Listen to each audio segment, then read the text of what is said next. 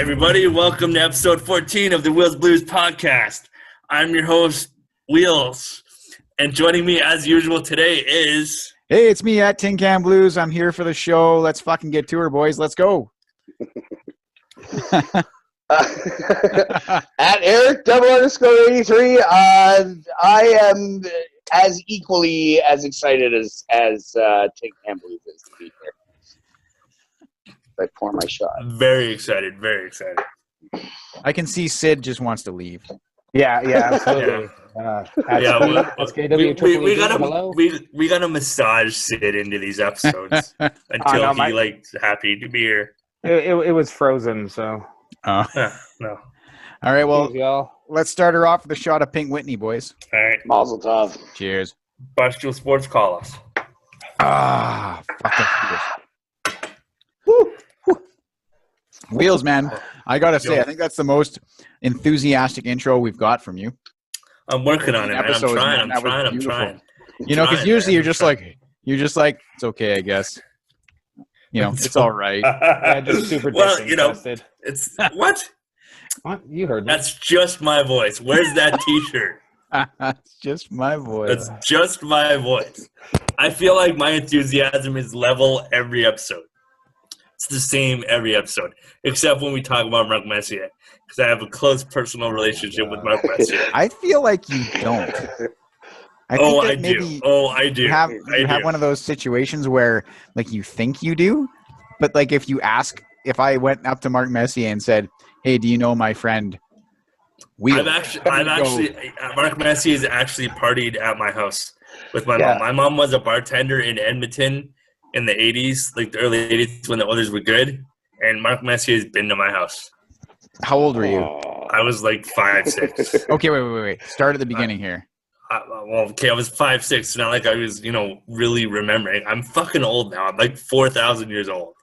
But you said you were 5 in the 80s. That math doesn't add up. Yeah, it does. In the 80s, 1987, I would have been 6. I know, but you wouldn't be 4,000 years old by now. That's what I know that. I'm exaggerating because I'm the elder statesman of the group. You are like your wisdom, every day we look to you for more wisdom. We try. But yes, my mom hosted numerous Edmonton Oilers in her bar and at her house in the 80s. Whoa. And one of her roommates actually dated Chris Chelios for a time. Really?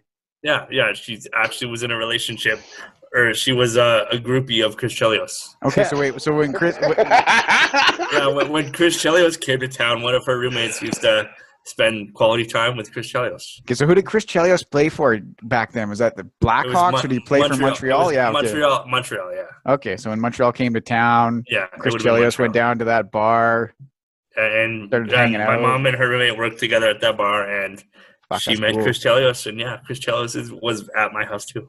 So Mark Messier was at your house. Did he do you think that he at one point in time he ruffled your hair and was like little scamp?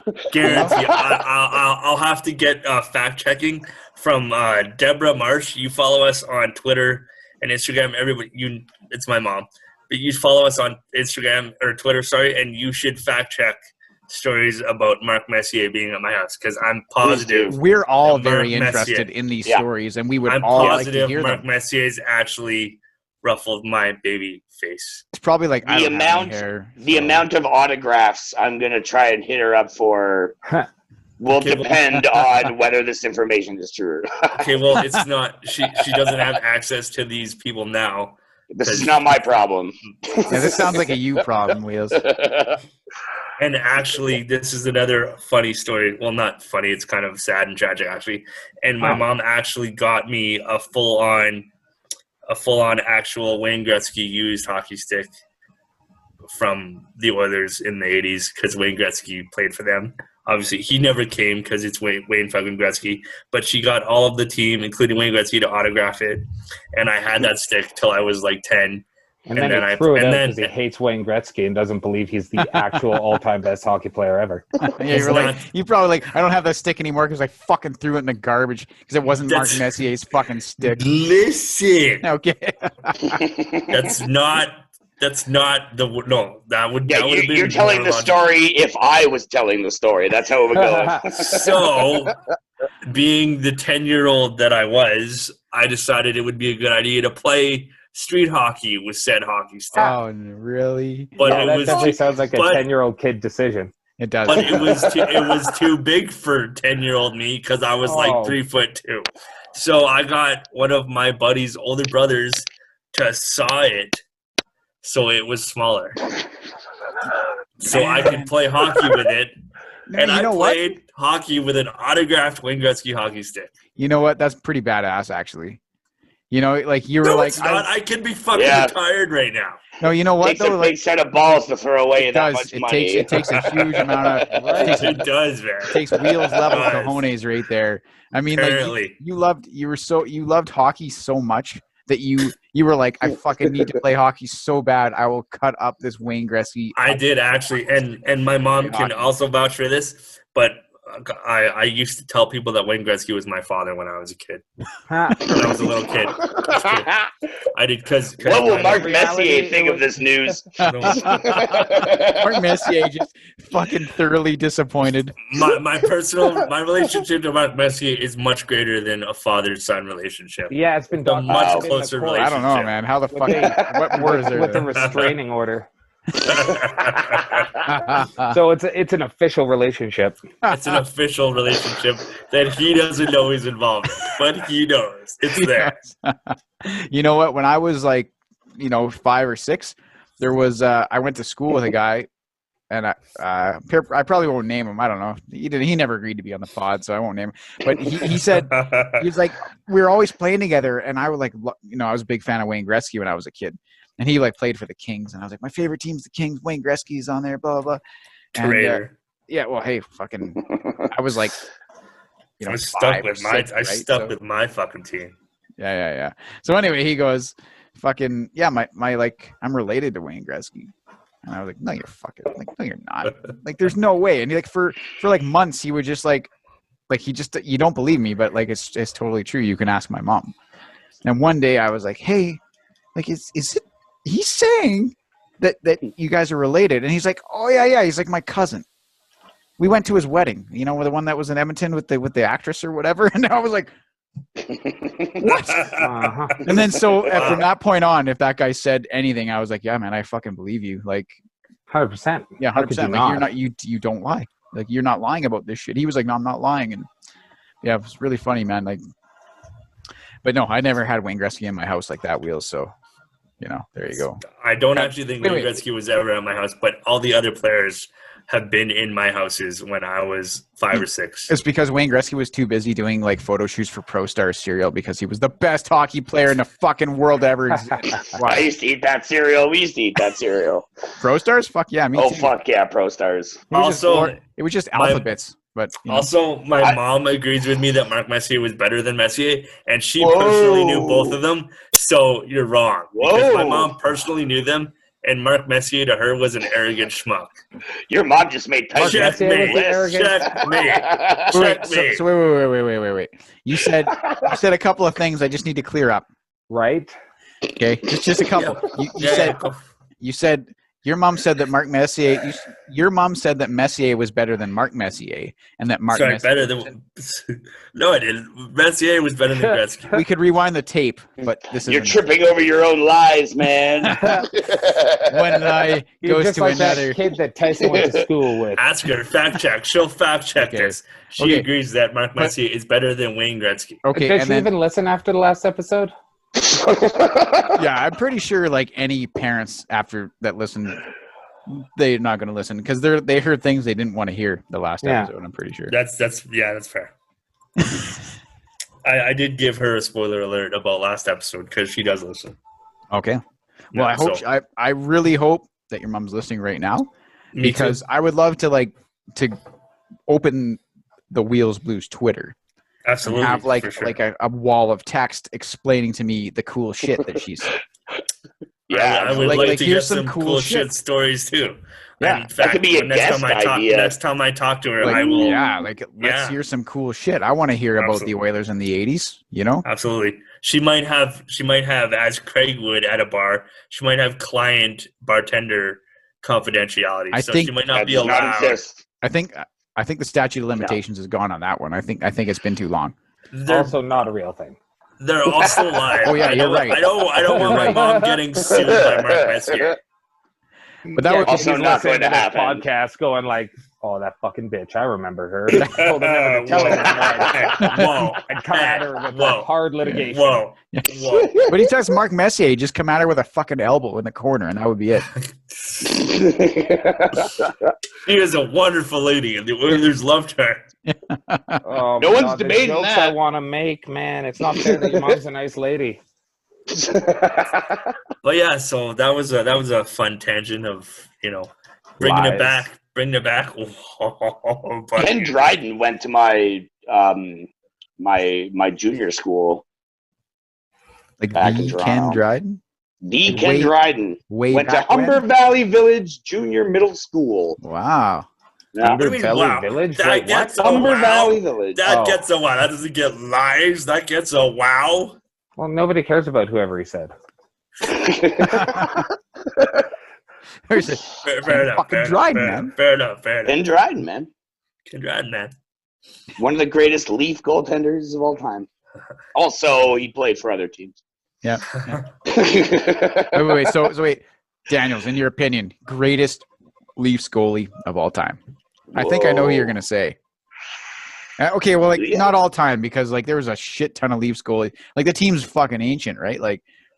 Because you have Eddie Belfour, you have Curtis Joseph, Felix Potvin. I would say for me, Felix Potvin in your lifetime, Felix Potvin. Felix Potvin was the one that I thought. Cujo, but again, you're picking between Hall of Famers. Pick your Hall of Famer, right? Yeah. I thought you were gonna say Cujo, because Cujo's up there, but Potvin after that Hextall fight, I was all in on Potvin. Okay, you know what? That Cujo in 97 or 98 when he was playing, when they were playing Dallas and Edmonton, Cujo was he made me the biggest Cujo fan on earth. He's an awesome goalie. Awesome goalie. I would have to say in my lifetime, Oilers goalies, Cujo and Dwayne Rollison, because Jesus Christ, that playoff run was awesome. Rollison. Fuck yeah, you're goddamn One season. Yeah. One season. Yeah, but not Grant Fuhr. You saw Grant Fuhr play hockey for the Edmonton. No. In what I've seen, right? And okay. All right. That's what I mean. The favorite Oilers goalie of all time, probably Moog or somebody like that, right? Yeah, that's or true, Ranford. Yeah. Probably not. I know Fuhr gets all the. I always forget about Bill Ranford. I always forget about him. There's no cup in '90. The Conn Smythe Trophy. Yeah, what there's are you no talking cup about? in '90. Yeah, but I was a youngin'. I had no idea. No, me too. But from what he won, he did. Was it '90? He won the Conn Smythe. I'm pretty sure. There's no cup in '90 without Bill Ranford. I mean, so that's Billy Ranford and Andy Moog. And funny story, that save on Cujo that Cujo made on Neuendijk or some shit in Dallas, and then Todd Marchand goes screaming up down the right side, and he puts it over Andy Moog's shoulder, who played for Dallas at the time, and it was just full circle. He's like, fuck, I lost to my old team, God damn it.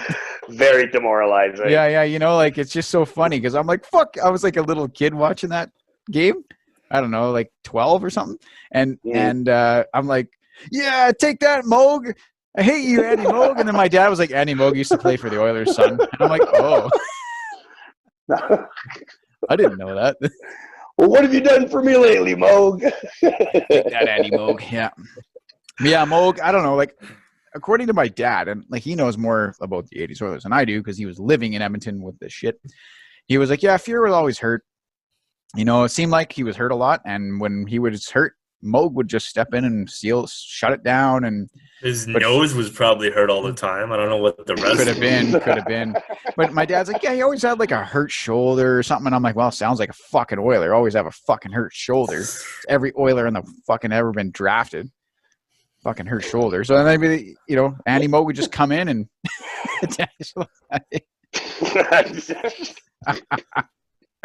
Hurt fucking shoulder. It's a rite of passage to be an Oiler, to fuck your shoulder up within a year or something like that. Look at McDavid. He was an Oiler for fucking 3 months. He got a broken collarbone.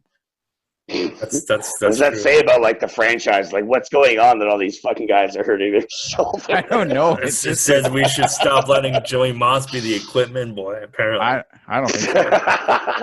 But is that the question? Is it like you guys are always talking about your front office, the fucking the GM, the coaching staff? What about the fucking support staff? Tyson will never blame the players for anything. It's always I'm not talking about the players. Else. I'm talking about these guys who are supposed to be icing them down after the games that apparently have not been doing their jobs. You know what?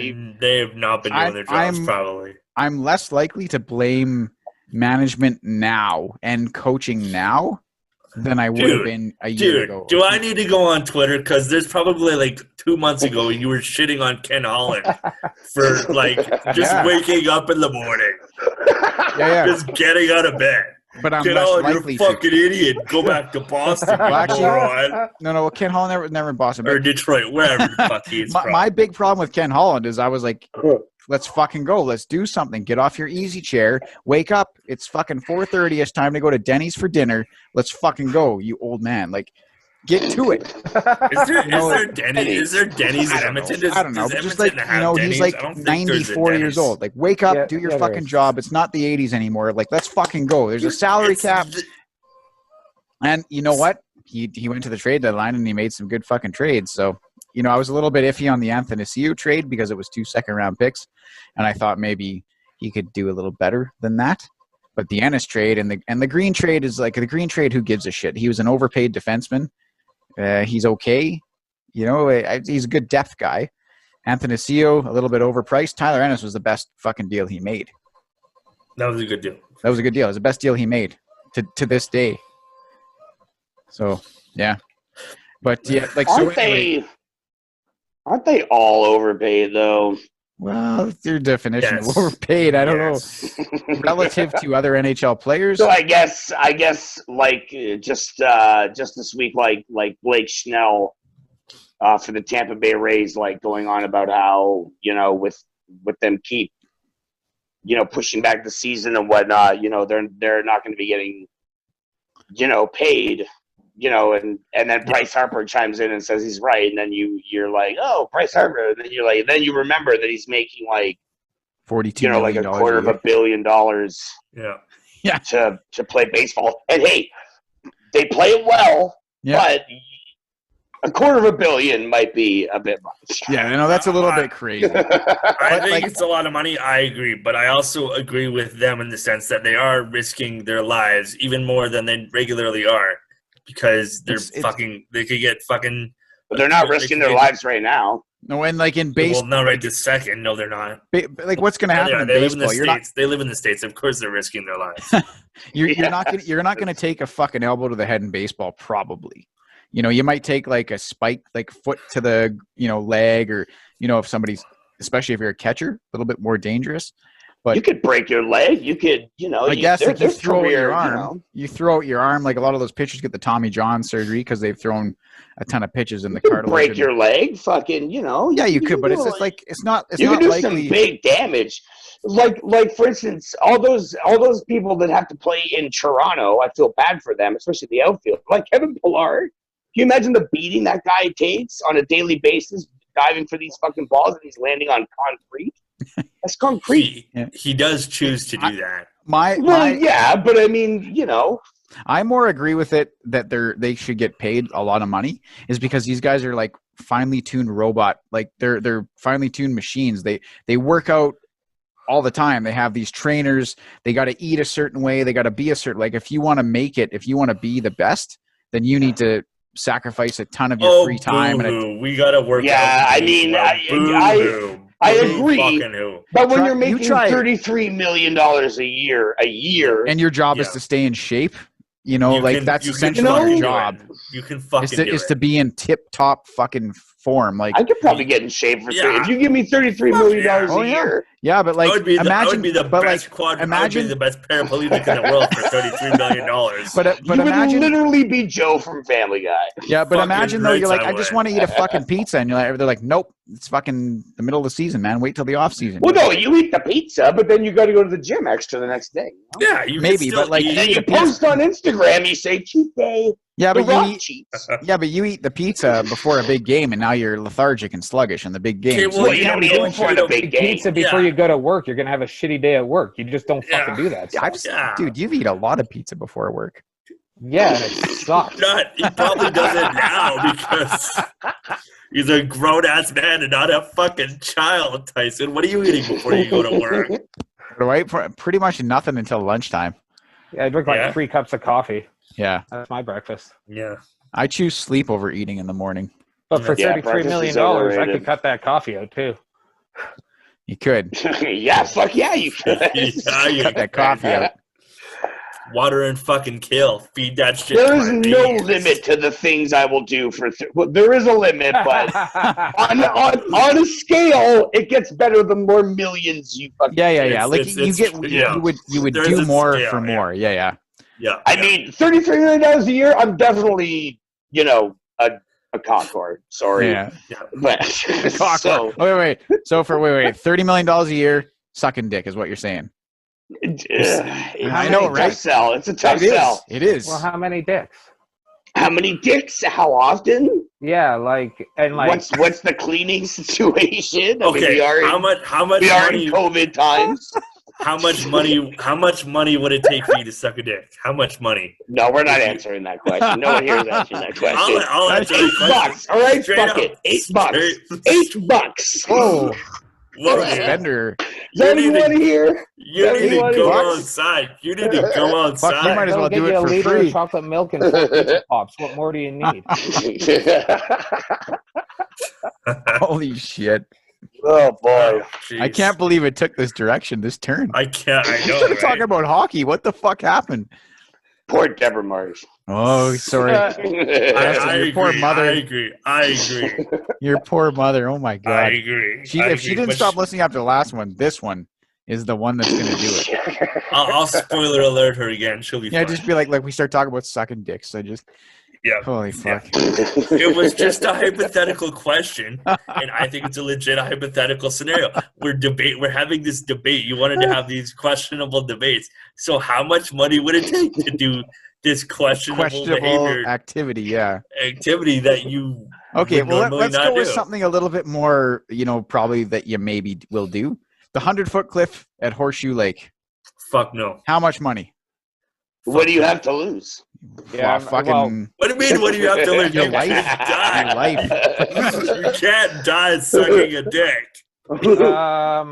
Yes, maybe you can. It's called Craigslist. It might be a very long and painful one, but you probably could. Super built up and just blows their load through the back of your skull. I'm not blowing Superman. Who the fuck am I blowing? Fucking poor Maybe Lois you are. Oh my god. Lois Lane just got the Joker scars on her face. Like, you know how I got these fucking scars? You want to know how I got these scars? Superman is balls. Superman is balls. His fucking bullet projectile. Fucking balls. Oh my god. So wait, 100-foot cliff at Horseshoe. How much money does it take you? You've all probably done that for free. No, I've never jumped off the 100-foot cliff. Or the 70-foot cliff. And that was it. Wait, the 100-foot cliff, Sid? Or the 70-foot cliff, or what did you jump off? I don't know. The big one in the like around. You're walking in, the one that's over to the right. Yeah, you walk up around. Yeah, you go around the horseshoe into the other side of the horseshoe. Yeah. Yeah, that's the big fucker. Yeah, I did it once, and I was like, that was stupid. Because that water sucks. Like, I freeze up in that cold of water. Yeah. Like, I went in, and I was like, I don't even know if I can swim. Like, my you just lock right up. Yeah, it takes the breath right out of you when you hit the water in Horseshoe. It's so fucking cold. But, it's Does. So how much money to do that again then? How much money to do that again? At least medical bills, I guess. At least. Yeah, my buddy broke It's his back Canada, doing dude. that. You don't have medical bills. It's Canada. But yeah, I forgot. We have free healthcare. We have free healthcare. Because I guess nobody's paying taxes because that money doesn't go to that. You know what isn't free? That helicopter rescue and the crash team they send to resuscitate you if they find you. Yeah, there you go. That ain't free. Well, do you tip those guys? If I can bring it around to a previous episode, do you tip the helicopter rescue? You have if you're unconscious, I don't think you're able to tip them. How are you? Well, you find out who it was. If you're unconscious, you say, "Hey, this. I got a couple of queens. I got pocket queens that say, hey, thanks, man." So you're on the gurney, 20s, dude. How cheap are you? You're on the gurney. You're about to pass out. You just like, hey, thanks, man, and you like do that thing where you palm the $5 bill into the paramedics. Thanks a lot, man. And they're like, thanks, bud. Thanks. Give me their safe, all right? Here's a little bit extra. Make me You're the real hero. Make me comfortable. You palm a $5 bill. Hey, man. Fucking Wilfrid Laurier in your hand. Fuck those frontline people. It's all you. I am frontline. All right, man. Here you go. Buy yourself something nice. It's like, I can't even with his $200 an hour got paychecks. blood all over. Fucking $5. Yeah, seriously. Man. So not $5 to jump off the cliff. The 75-foot cliff. 10 grand. I need 10 grand to jump off that fucker. Sure. And people come here to do that, so they do it for free. I would. Yeah, I just wouldn't do it again.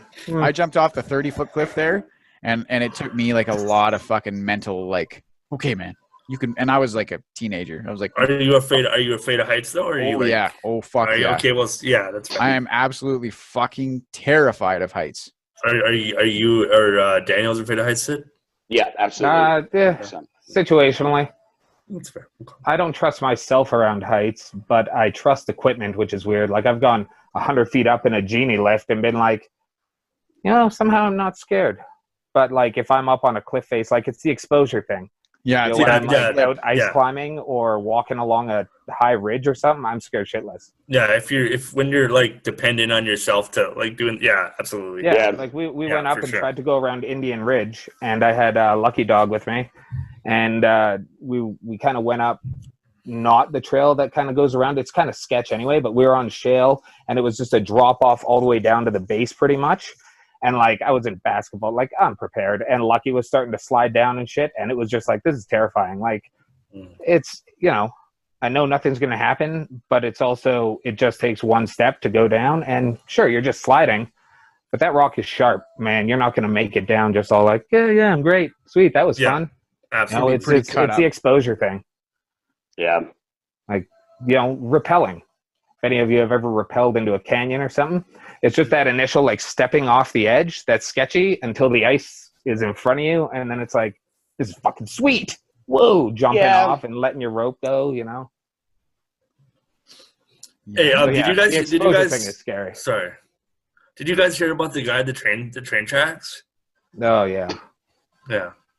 Yeah. That was a terrible segue, but I just wanted to. That sounds like something we should cut out of the show. Yeah, 100%. Like that. I doubt there's even much information about it out yet. That's depressing. I don't think we should die. Yeah, that's. We're talking about we're going from silly things, and then it's just sucking dick to sucking train. Yeah, no, let's not. I'll find a way. So, how's the quarantine going then? Well, we gotta come back in. Yeah, we gotta come back in. 5 seconds of silence for both this podcast and Buddy. Zing! I don't know. I think I cut a lot more wheels than everybody else usually. My name is on the shirt. Yeah, but I always got to cut the Nazi stuff. Nazi stuff like It's not every episode. It's been like 4 times. Easy, Goebbels. We get it, all right?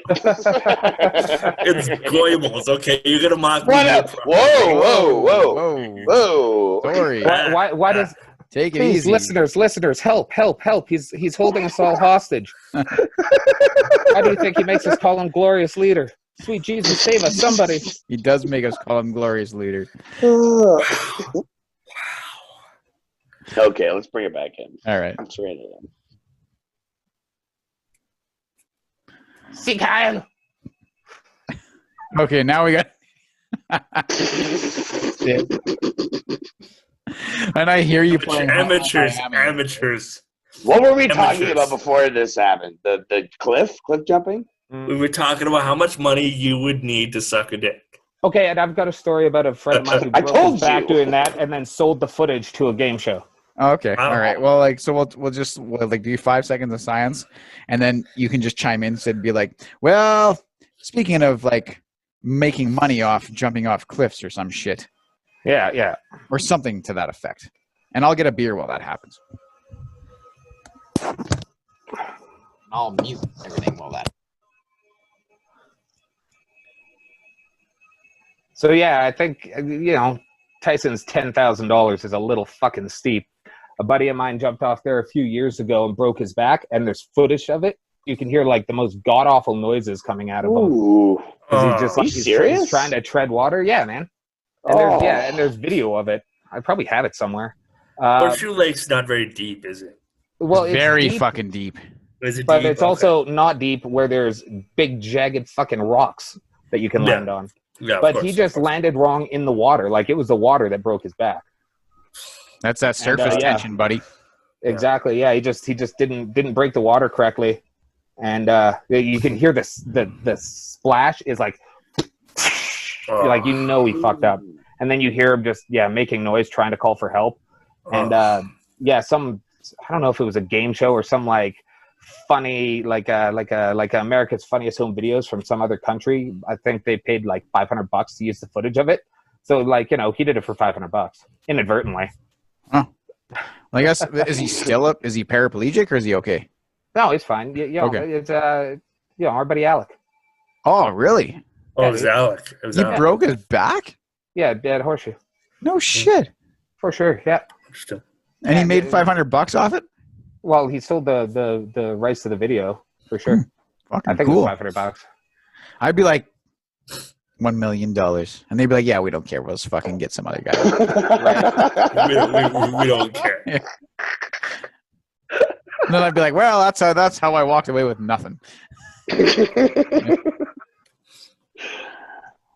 Yeah, it's I don't know that kind of heights and doing something like that. Like, I'd be more quick to like rappel out of a helicopter than I would be to jump off a cliff. Okay. Oh, God, right? That would be sweet. What about like bungee jumping or anything? Like from like 200 or 300 feet in the air? I'd do that for free. And like and you know that you're gonna be fine. Like you know that the elastics are gonna be fine. Yeah, I need to be filmed so that I can have the hilarious footage of me like repenting my sins. Yeah, like you're like, no, I changed my mind. I changed my mind. I just have to tell you something. Sorry. And they're like, sir, just jump off the thing. You're like, yeah. It's like over, and I'm like still like screaming. You're like, no, sir. And then there is you just bounce 20 feet up and then drop 20 feet down, and then that's probably the worst part. You're just like, I'm done. The whiplash for sure is probably the worst. Cut me down from this fucking thing. Because it's all the fall, right? It's all the fall. That's what the allure of bungee jumping is. That's the rush. Yeah. And then you got the. Now I'm fucking dangling for like fucking, like 2 minutes. Wow. What about skydiving? How much money to jump out of a plane? No, I'll give you money not to fucking do it. Yeah, so would I. I would be like, do it.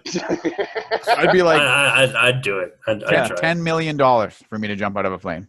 I'd do it for the cost of what it costs to go skydiving. So if someone paid that, I would go. That's mental. When I lived in Brentwood Bay, they landed in the field across the street from where I lived. So like in the middle of the afternoon, you just hear a little plane fly by, and then you just like see 3 or 4 parachutes open up. It was sweet. It was like a skydiving club. Fuck that. It's cool to see the GoPro videos of it, but like fuck that. It's just so high up, man. And like, what if the parachute fucks up and like then you're just like there's nothing you can do. You got like you know, that's what you'd have a heart attack. You'd have a heart attack way before. That's why you do the tandem bungee jump. So you're not really in charge. So of you whether just get squished by the other guy that when the parachute fails. You have to do those first too. They don't let you just jump by yourself unless they like pull your parachute cord as you're jumping out of the plane. That's the only way you can do. Yeah. Like the one where like it's like hooked to the thing, and as you jump, or like So there's no way that you can fuck up. Basically. Yeah. No. But still, no way. Like, hey, did you guys see the video of I think his name is Felix Baumgartner? Yes. Oh yeah, fucking the Red Bull guys. Yeah, where he jumped from like space and skydived to Earth. One of the greatest things I've ever. Awesome. I remember throwing that on just randomly and was like, "What the fuck is Sportsnet showing me?" Yeah. And I was glued to that. And when he gets to the fucking steps, and he's like, he says like, "It's amazing how high you have to go to realize how small you are." Yeah. And then he does like the salute and just. No, and then he says, like, "What the fuck?" Yeah. And then he says, like, "I'm going home now." And then that's it. And then he just fucking. Yeah, that's what he gets. Yeah. And crazy. And then you see he's like out of fucking control, like fucking. And he's falling at like 140 miles an hour or something ridiculous. He's just plummeting towards the Earth. When he stepped out of that. Like it was essentially like a space capsule. He stepped out of. You could see. It looked like the elevator from Willy Wonka. Yeah, like he was like he just stepped out. That's exactly. He was in the Wonka-vator.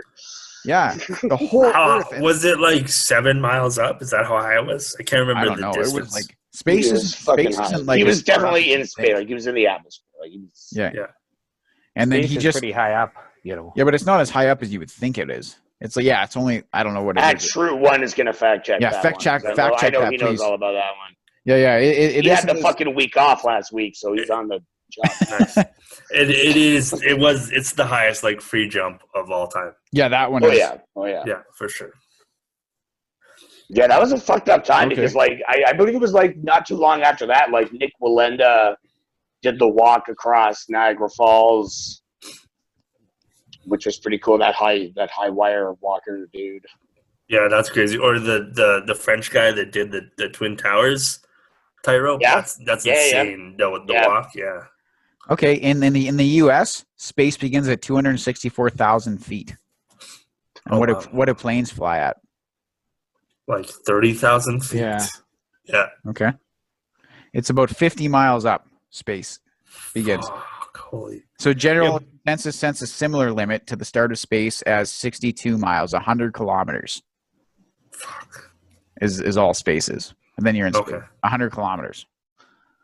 According to general international consensus. So, 100 kilometers, it's like, going to fucking Edson. And you're in space. Well, it says an altitude of around 10,000 kilometers is the final particles of our atmosphere, and it's the absolute vacuum of space begins. Okay. The 100 kilometers is called the Kármán line. Okay. Which I think is like where it's, not enough oxygen to live. Okay. And now you can like see like the whole Earth pretty much, and like, the curves and everything. And yeah, but you can see the curvature from that tower in Dubai, and that shit ain't 100 kilometers tall. Oh, that's cool. I didn't know you could see the curvature of the Earth from that top of the tower in Dubai. Look, I would shit my pants. Even looking out a window from that high up, I'd be like, I would never go to be like, why don't you go near the window? I'd be like, I'm going to stay a good 10 feet away from the window, and I'll just look out of it from 10 feet away. Like, but there's a window. It's like 7 inches thick up here. Like, yeah, well, fuck, I don't care. No, it's not enough. That's not thick enough. No. You see, like, those Instagrammers, they fucking climb, like, fucking, like, they'll climb up to the top of, like, the Eiffel Tower, and then they fucking take, like, a fucking selfie. Or those lunatics that'll, like, parkour on high-rises. Yeah, like those crazy Russians. Yeah. Like, parkour in, like, a star in, like, the middle of Moscow. Yeah. I'm like, holy fuck, guys. No. Doing one-handed pull-ups on a crane, like, nah. They're just hanging off, like, or like doing the one where they like lift up and then let go of everything and then catch it again. Yeah, no. Like, the one guy, he's hanging by one arm. He like checks his phone while he's hanging up. Like the Earth is so far below him. Like, it's fucked up. Yeah, there's just no way. Like when I stand on like a 6-foot ladder, I'm like, whoa, I'm getting dizzy. Yeah. So, hanging from, 1,000 feet up, I don't think so. I actually didn't even like rolling across the top of the escalator at Pete's Club, like rolling past that little gap. Yeah. With the escalator and the stairs. Like I didn't enjoy that. I got it bothered me. I didn't like that.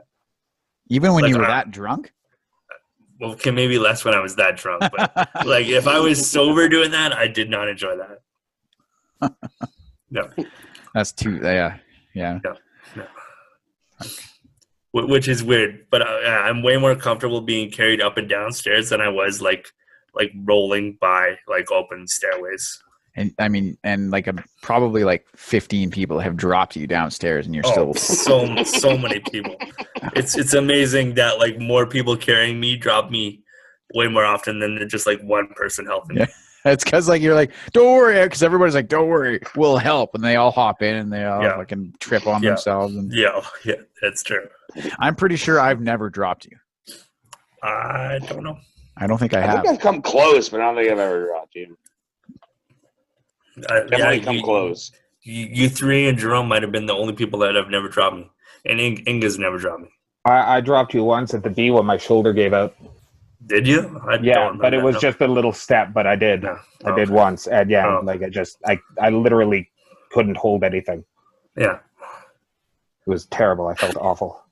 Hey, Wheels, do you remember that time that we made plans to watch the Oilers game at the Atherby, but you thought I said the Dead Dog? So I was waiting at the Atherby for a half an hour. I'm what the fuck? And you're oh, then you texted me. You're dude, I'm at the back bar. So I'm oh, hey, I got to go inside. I got to go with my buddy. And I went to the back bar and it was fucking nobody there. I'm what the fuck?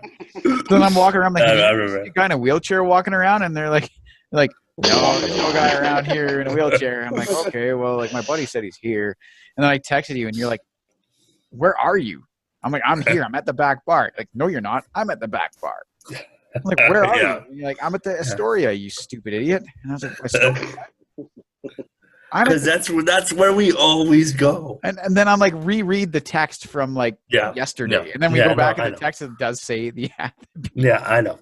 And then a Wheels shows up and we get him up the fucking stairs. I think I recruited somebody. I was I probably need some help getting Wheels up the stairs.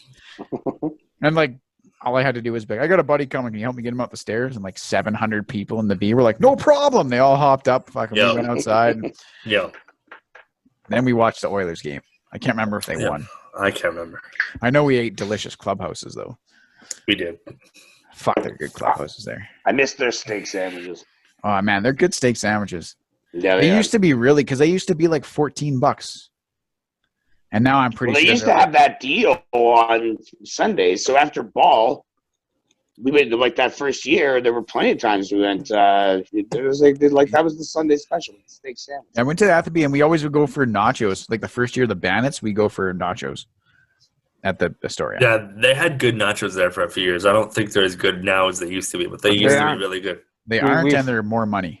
We've talked about this on the podcast before, in fact. Yeah, they've gone downhill, the nachos. And they used to have that mole, remember? Oh, fuck yeah, that mole. So good. So the nachos, and then they got rid of it. Mole. Those were really the golden years for us at the Astoria, was back then. The best nachos are probably the Whistle Stop now in this town. You think so?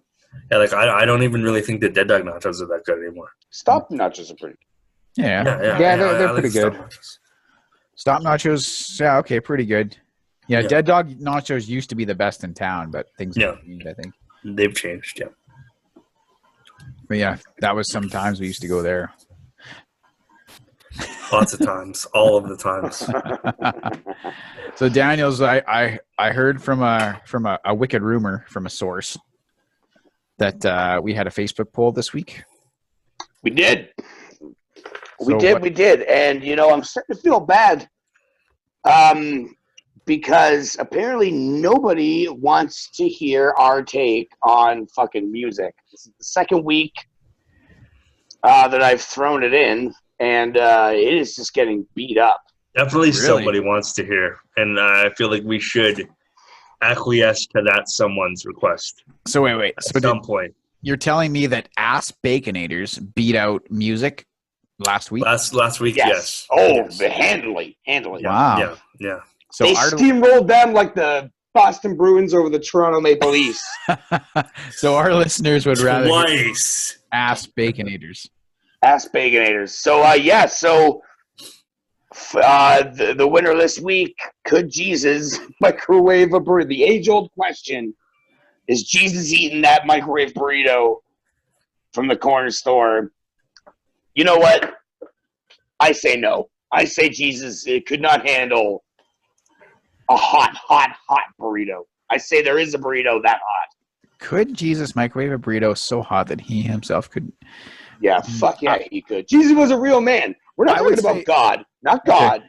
Jesus was a real person. Are you talking about Jesus, the apparent prophet who would, like, the mortal man?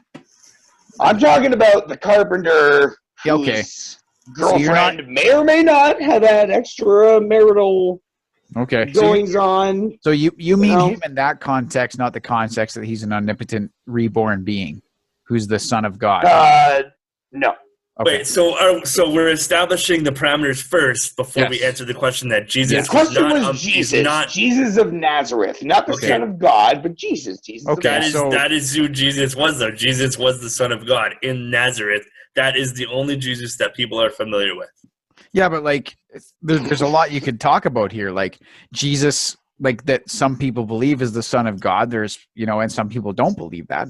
Or Jesus, who some people believe existed, but was just a mere mortal. Wait, so are we assuming, or are we establishing right now in this conversation that the Jesus we are referring to is the Son of God, or just the regular carpenter Jesus? The mere mortal carpenter Jesus. Dude. That's who we are talking about in this conversation. Okay. Big beard, bigger heart. Big fan of the lepers. Yep. Loved helping people. Good carpenter. You need a chair? Jesus is on it, all right? That's right. But he did not perform miracles, though. That's what we're saying. We're saying not that I know of. Okay. We're saying I wasn't there. We're saying could Jesus of Nazareth, carpenter, mortal man, microwave a burrito so hot that he himself could not eat it? I'm saying because microwaves did not exist. You son of a bitch! I was waiting to say that. Damn it. So that's why I say no. There's no way. Like, he would have to put that fucker over a fire. Okay, so we're establishing that there was no microwave, there was no microwaves, and there was no magical omnipotent Jesus. So, like, of course, first off, why are we putting all these rules on a hypothetical? I agree. I actually agree. I think there should not be any rules on this hypothetical question. Okay. So no rules. Could any kind of Jesus that you could imagine. Nice. I'm sticking with it.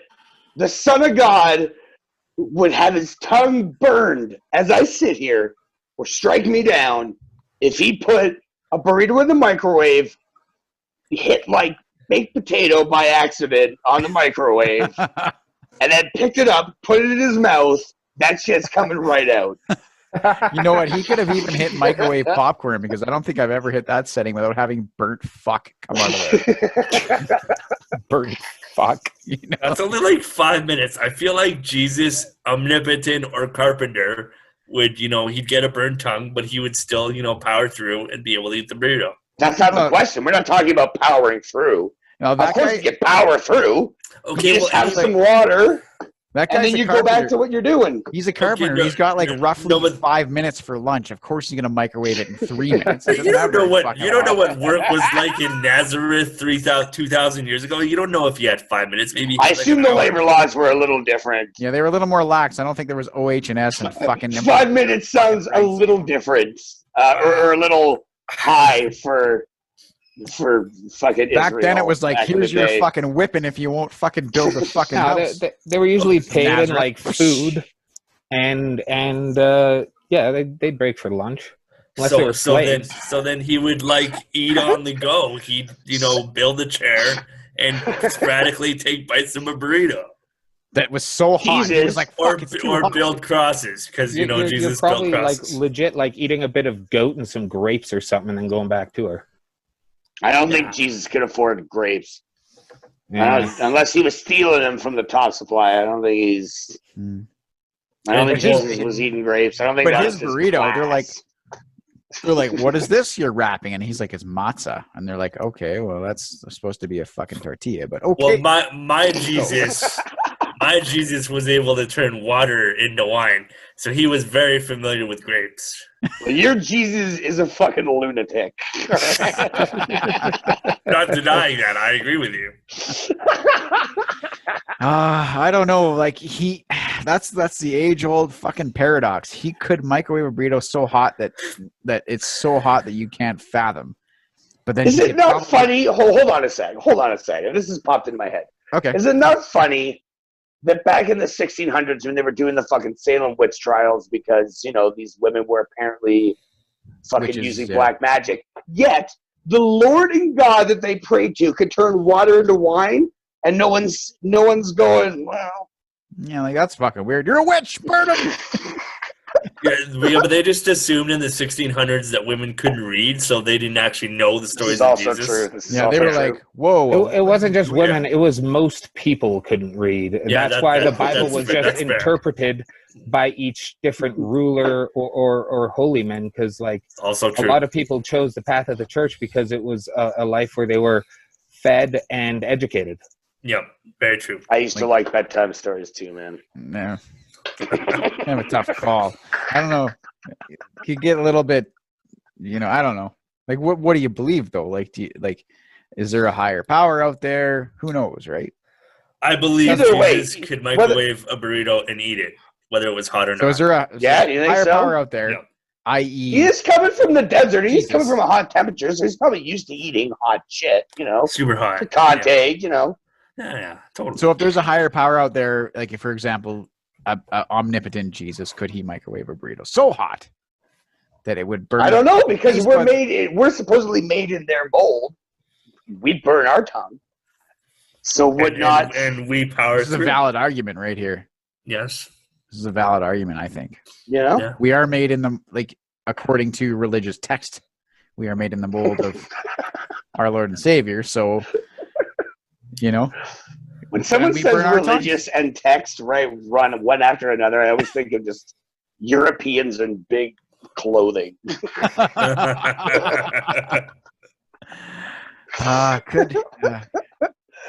Sid, you think that he couldn't because microwaves didn't exist back then? No, I say no because corpses can't fucking eat.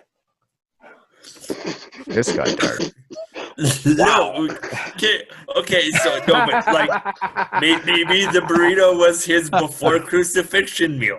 Yeah, that's kind of what we thought. Sid. It was like, could he do it before he died? Okay, well, just look at any time where Jews were being oppressed and tell me how much they got to eat. Okay, well, they had to eat a little bit because you couldn't continue oppressing them. You had to keep them alive. You had to keep them alive. I saw that Mel Gibson movie, man. They must have been feeding him something because there was 4 hours of them killing his ass. Nah, see, I've never watched that. I just listened. It's a long-ass movie, and there was a lot of torture, so they must have been feeding him something. Otherwise, he would have died way sooner. Who played Jesus in that? Jim Caviezel. Jim Caviezel. I always get that mixed up with. I always want to say Henry Cavill, but it's not. Yeah. I was actually thinking Henry Cavill. I'm like, no, that's not right. But yeah, that guy is a good actor, man. Jacked. That guy is a good actor. Jim Caviezel or Henry Cavill? Both. Henry Cavill as Jesus would be like making Henry Cavill like the movie was Jesus. Munich. He was Jesus. It was called Man of Steel. Oh, come on! Oh, you gotta be fucking kidding. But I'm picturing the movie Munich. I'm not sure if you're familiar with the movie Munich. Yeah. So if Henry Cavill was Jesus, that's what the Passion of the Christ would have been. It would have been Jesus coming back and whooping some fucking ass Munich style. See, that's why they need to make a movie called New Testament, and it's just Liam Neeson getting revenge on the Holy Roman Empire. Well, brother, where art thou? I'm gonna kick your ass once I traverse this glen. I got a particular set of skills. If you crucify my son. To the gospel, that's where Jesus learned to kick ass. And maybe then, like, somebody kidnaps Mary Magdalene, and that's fucking how Liam Neeson gets Oh, man, I would watch this shit out of this movie. Right? I'd probably buy it as soon as it came out on fucking Blu-ray. Okay, so, like, before the next episode, we should all watch the movie The Velocipaster. Oh, dude, I've watched that movie. What? I've watched that movie. Wow. No way. If you want to watch a movie, yeah, I've watched that movie. Am I correct in thinking that it is a dinosaur fucking reverend? Yes, you are. It is fucking amazing. Ace. Tell me where to get it. Amazon Prime, dog. I'm writing it Amazon Prime. It's on Amazon Prime? Yes, sir. Yes, sir. Question, because I just got Amazon Prime. I just got my own Amazon Prime. Is there a lot of those fucking B movies like Lavalantula, Sharknado on? Okay, thank you. I see your head nodding. Good. What about Shark Attack 3? Probably what about crickets? What about crickets? Shark Attack 3 is awesome. For like, there's one part of the movie that's probably the best part of any movie ever. Like those B movies. Like there's the first. Is that shitty scene you made me watch? Who went? I swear to God, this is the best scene ever, and I was thoroughly disappointed in you. That's the one. So this whole story is useless to tell because he's lying to you. I thought it was so funny. I thought it was so funny. So there's 3 of these fucking movies, first of all, for some reason. And then the third one, there's like, the whole movie goes on forever. They're like worried about the shark. It's kind of like Jaws. They're worried about the shark. And there's this man and this woman like going on, and there's no indication at all that they're romantically involved in any way. And then they're just standing by the car, and he's just like, so... why don't we just go back to your place and I'll eat your pussy? And then, whoa, yeah, and then it cues into like this fucking scene where he's doing that, kind of thing. And you're like, what the fuck is it? Like this movie came out of nowhere. Like they're just talking about shark, and then he's just like, hey, why don't I go back to your place? So like, wow. Anyway, I laughed my fucking ass off. I was like, I can't believe I watched fucking 3 of these movies. Oh man, 3 of them. There's 3 of them. 3. Yeah, I guess. Yeah, you're right. Wow. Sometimes people jump in. You know what I mean? Like, and actually, I did. I jumped into Shark Attack 3, and I was like, well, I better watch fucking Shark Attack 2 now, because that was the worst shit I ever saw in my life, and worse than Sharknado. I haven't seen Sharknado. Should I watch it? The first Sharknado is bad, but it's not as bad as all of these movies. Kitsch. It's total kitsch. Wait, what is kitsch? Is that like a cool Toronto slang, or? It's like campy. It's campy. Yeah, it's campy for the sake of being campy, and it's just that shit. I find that stuff really hard to watch because like they're trying to be bad, and it's just like there were so many movies on sci-fi and stuff where they were really trying to make something good, but with like a budget of Daddy's MasterCard, they couldn't. Yeah. And like those like try hard bad movies, like The Evil Dead, that is campy, it's ridiculous, and it's whoa. Evil Dead is that's like comparing the movie Airplane to like Scary Movie 5 to me. Evil Dead is Airplane, right? Yeah, of course. Okay, good. Because I was just about to leave this fucking Zoom. We're done. Yeah, that's it. Well, yeah, but like Evil Dead was something that he made. That was his college film project, right? And it's fucking awesome. Yeah, but like that. Sharknado is not awesome. You watch it once to say that you watched it, and it's a popcorn movie. Wait, what's the one with Tara Reid in it? Like they're all with Tara Reid. Is it Sharknado? Oh yeah, in all of them. Oh really? Yeah. Oh yeah. Everybody's in them though. Like the fucking ShamWow guy is in it. Like fucking. Isn't he dead now? How is he in one of them? Wait. He might not be in it, but that's the caliber of like what I mean, like infomercial folks. Is the Hoff in it? Yeah, the Hoff is in one of them too. I can't remember which one he is. You're fucking joking. Oh, dude, it's Sharknado. This was like Jesus Christ. I'm writing this down. Pop culture. It's pop culture. Sharknado. Shark. Is it a tornado of sharks? Is that what happens? That's exactly what fucking That's happens. exactly what happens. I love it when they put exactly what happens in the title of the movie. That's exact. Yes. I'm gonna watch this fucking next episode. I still haven't watched Apocalypse Now. Oh, shut your face! Whoa, shocker! Ow! Breaking news! How are you more willing to watch Sharknado than fucking Apocalypse Now? Because I get that. Yeah, it sounds like I'm gonna have a rip-roaring good time watching Sharknado. It sounds like I'm gonna get depressed watching how much murder. Apocalypse Now is a journey. You take a journey in that movie.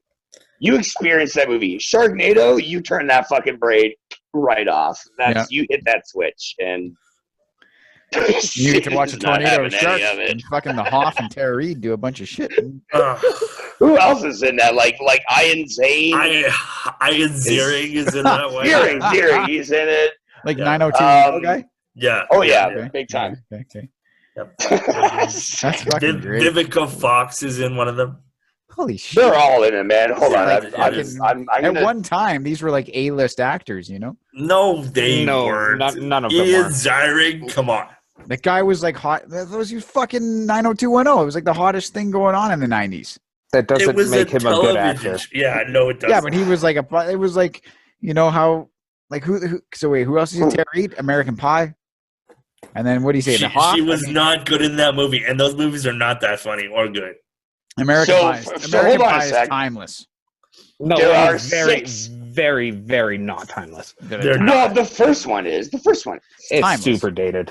It's okay, dated. but it's timeless to me because like I'm like, yeah, it's still funny. It's still hilarious. Okay, so you're never gonna want this cast? You want this cast?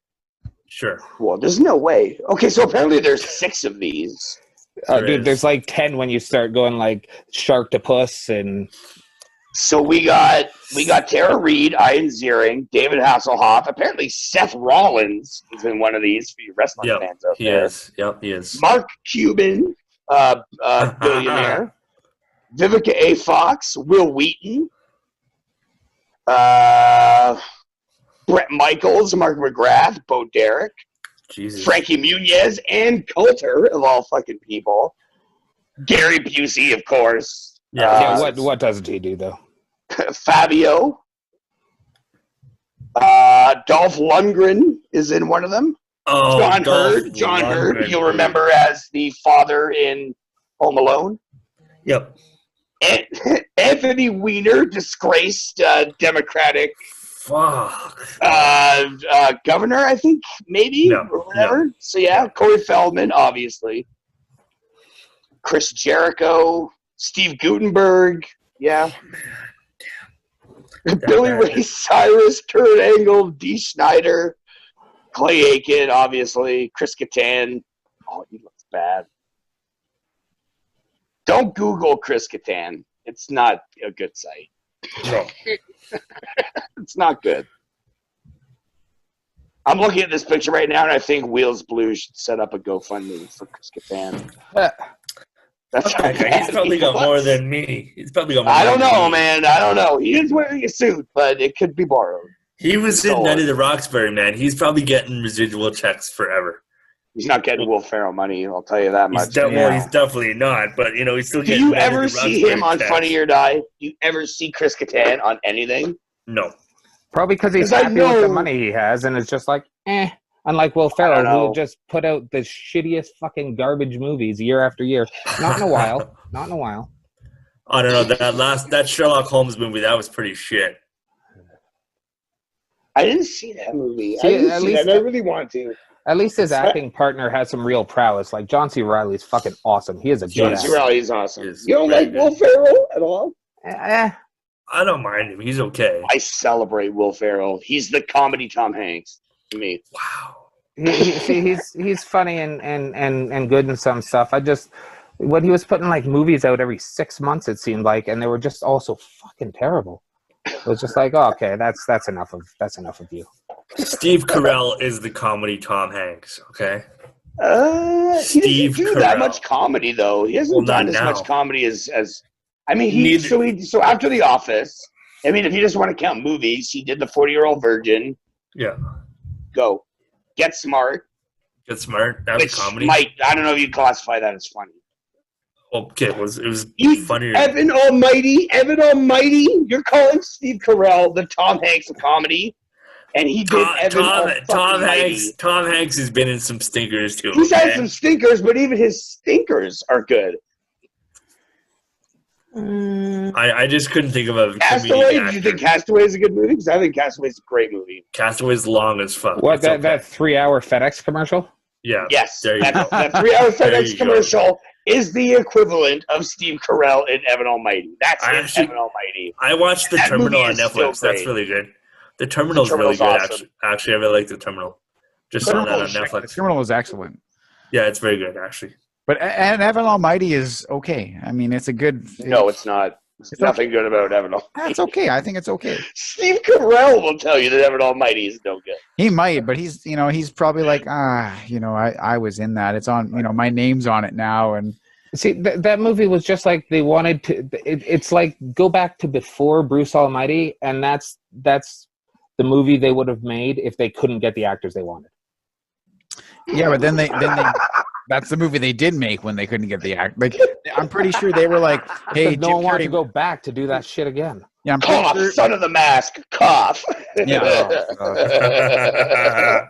Fuck, who was that guy in Son of the Mask? Fuck, who was that guy? Kennedy. Jamie Kennedy. Jamie Kennedy experience. I actually think Jamie Kennedy was in one of the Sharknado movies too. No, probably. Probably was. No. There was a time where you could win a chance to be in the next Mask movie with Jim Carrey, and they never made the sequel. Oh, that was like a contest, and they never followed through. Yeah, because like that first Mask movie, man, that's classic, and it's so bizarre. Like, it's so bizarre. It's hard to tell what audience that movie was for, but there were a lot of like Jim Carrey movies like that. I feel like The Cable Guy. It's like, hey, it's Jim Carrey, and it's like, if you like Jim Carrey movies, you might not like The Cable Guy. Those movies feel that like was movies an interesting movie for that. Yeah, because it was like I think it's a great movie, but it's like seeing it. I remember being confused of like, well, he is funny in this, but I don't think he's supposed to be funny. It's a super dark comedy, right? Like, he's a depressed, creepy, neurotic. Psychopath, sociopath. Yeah, they feel like movies he wanted to make, but then like the studio that was making them was like, "Whoa, this is not Ace Ventura. What's happening here?" So they had to sprinkle in like little bits of Ace Ventura into those movies to make. He probably got pissed at people coming up to him in the bathroom, being like, "Oh, righty then." Yeah, absolutely, or smoking. He did all right in those like more serious roles though. Like, he's a pretty versatile actor. Yeah, number 11. That's a good movie. Man on the Moon is rad. Man on the Moon is so good. Man on the Moon is great. Rad. Like, you can't documentary, like that, like the way he portrayed just another comedian down to a T. Even like his like the way his acts, like Andy Kaufman's acts, like the Mighty Mouse thing, and like all that kind of the Elvis act. Like, it was just dead on. It's almost like. Did you see the documentary? No, I didn't know the documentary is excellent. It's on Netflix. You didn't see Andy and Me? No, I didn't see that. Oh, Andy watch Me's Andy really and Me. Andy and Me's really good. Okay, I will. Crazy. Fucking add that to the list of things I gotta fucking watch. I would put that above Never Sharknado. will. Yeah, that should go above Sharknado for sure. Above Sharknado. Wait, put that above. That's very true. Apocalypse Now or what? You're not gonna watch Apocalypse Now. Just tell our audience now that you're not gonna fucking do it because you're not as dedicated to the podcast as the rest of us. I will, I promise. Just establish right now that you're not actually gonna do your fucking job. Tweet out tomorrow. I do not love the smell of napalm in the morning. when I do watch it, it's getting like a live tweet for sure.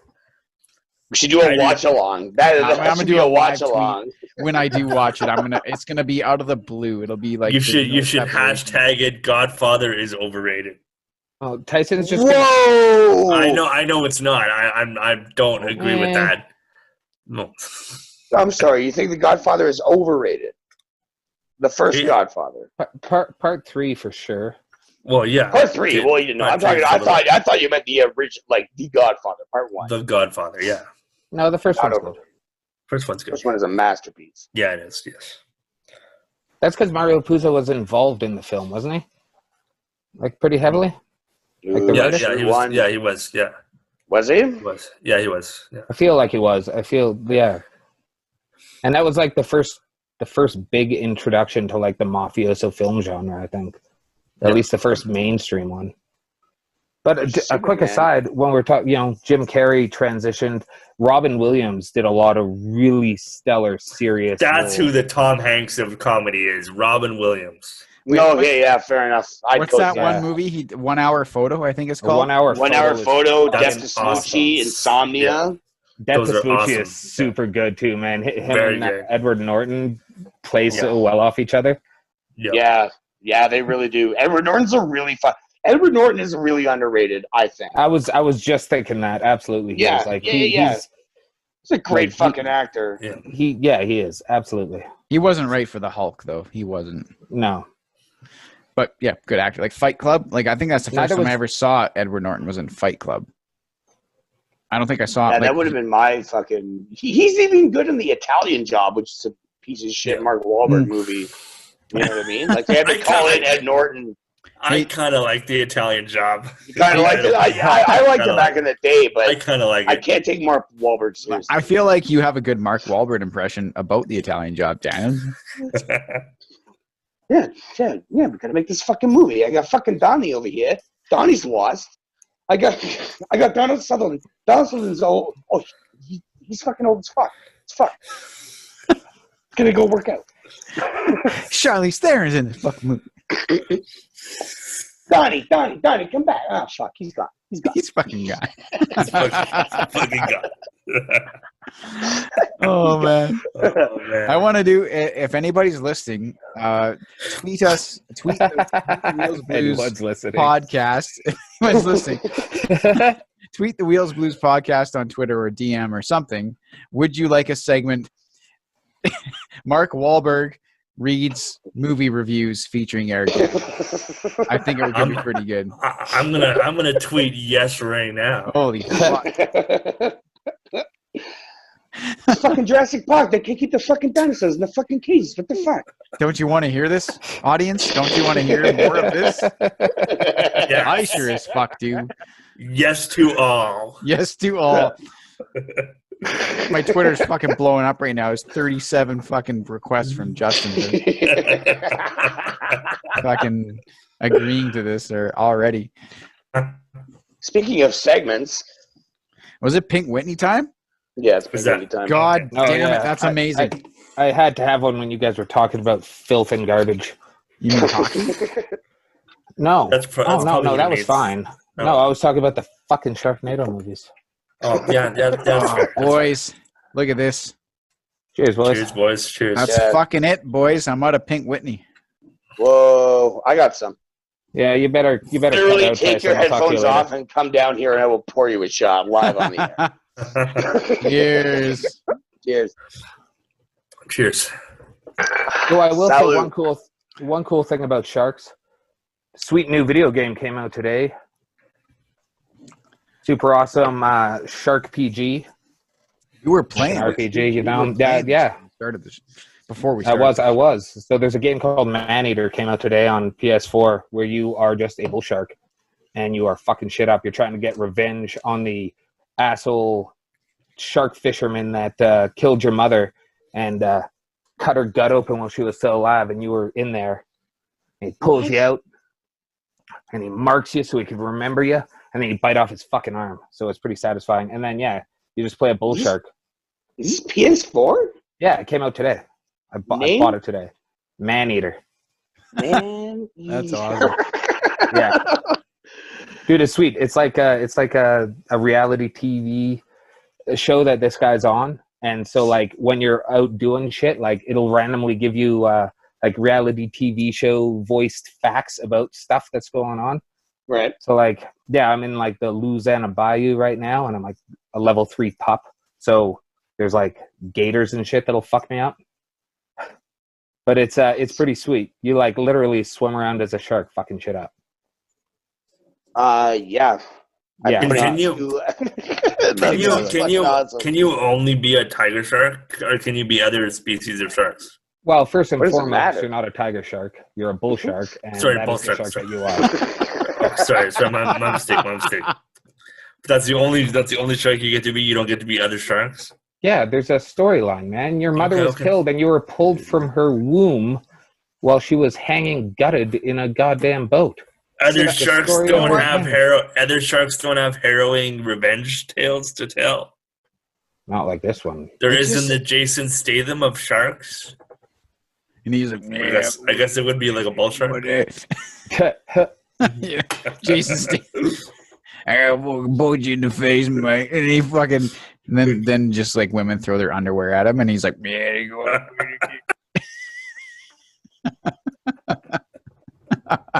Oh man. Is that what happens? Yeah, have you seen a Jason Statham movie? Or he just like hooks a car battery to his tongue and he's like, bah! That movie was fucking over the top ridiculous. It was. Yeah, it was so it good. was. It was. He's like, I need some power. He's It was really good, man. I don't know if Jason Statham, he's just like, he always plays the same guy. He's like, he's gonna fucking kill you and then fuck your girlfriend. That's the kind of, he plays the same character in every single movie, except for before he went into movies, he was like a professional diver, or in those music videos. Music videos. If you guys haven't seen Jason Statham in music videos, it's really weird.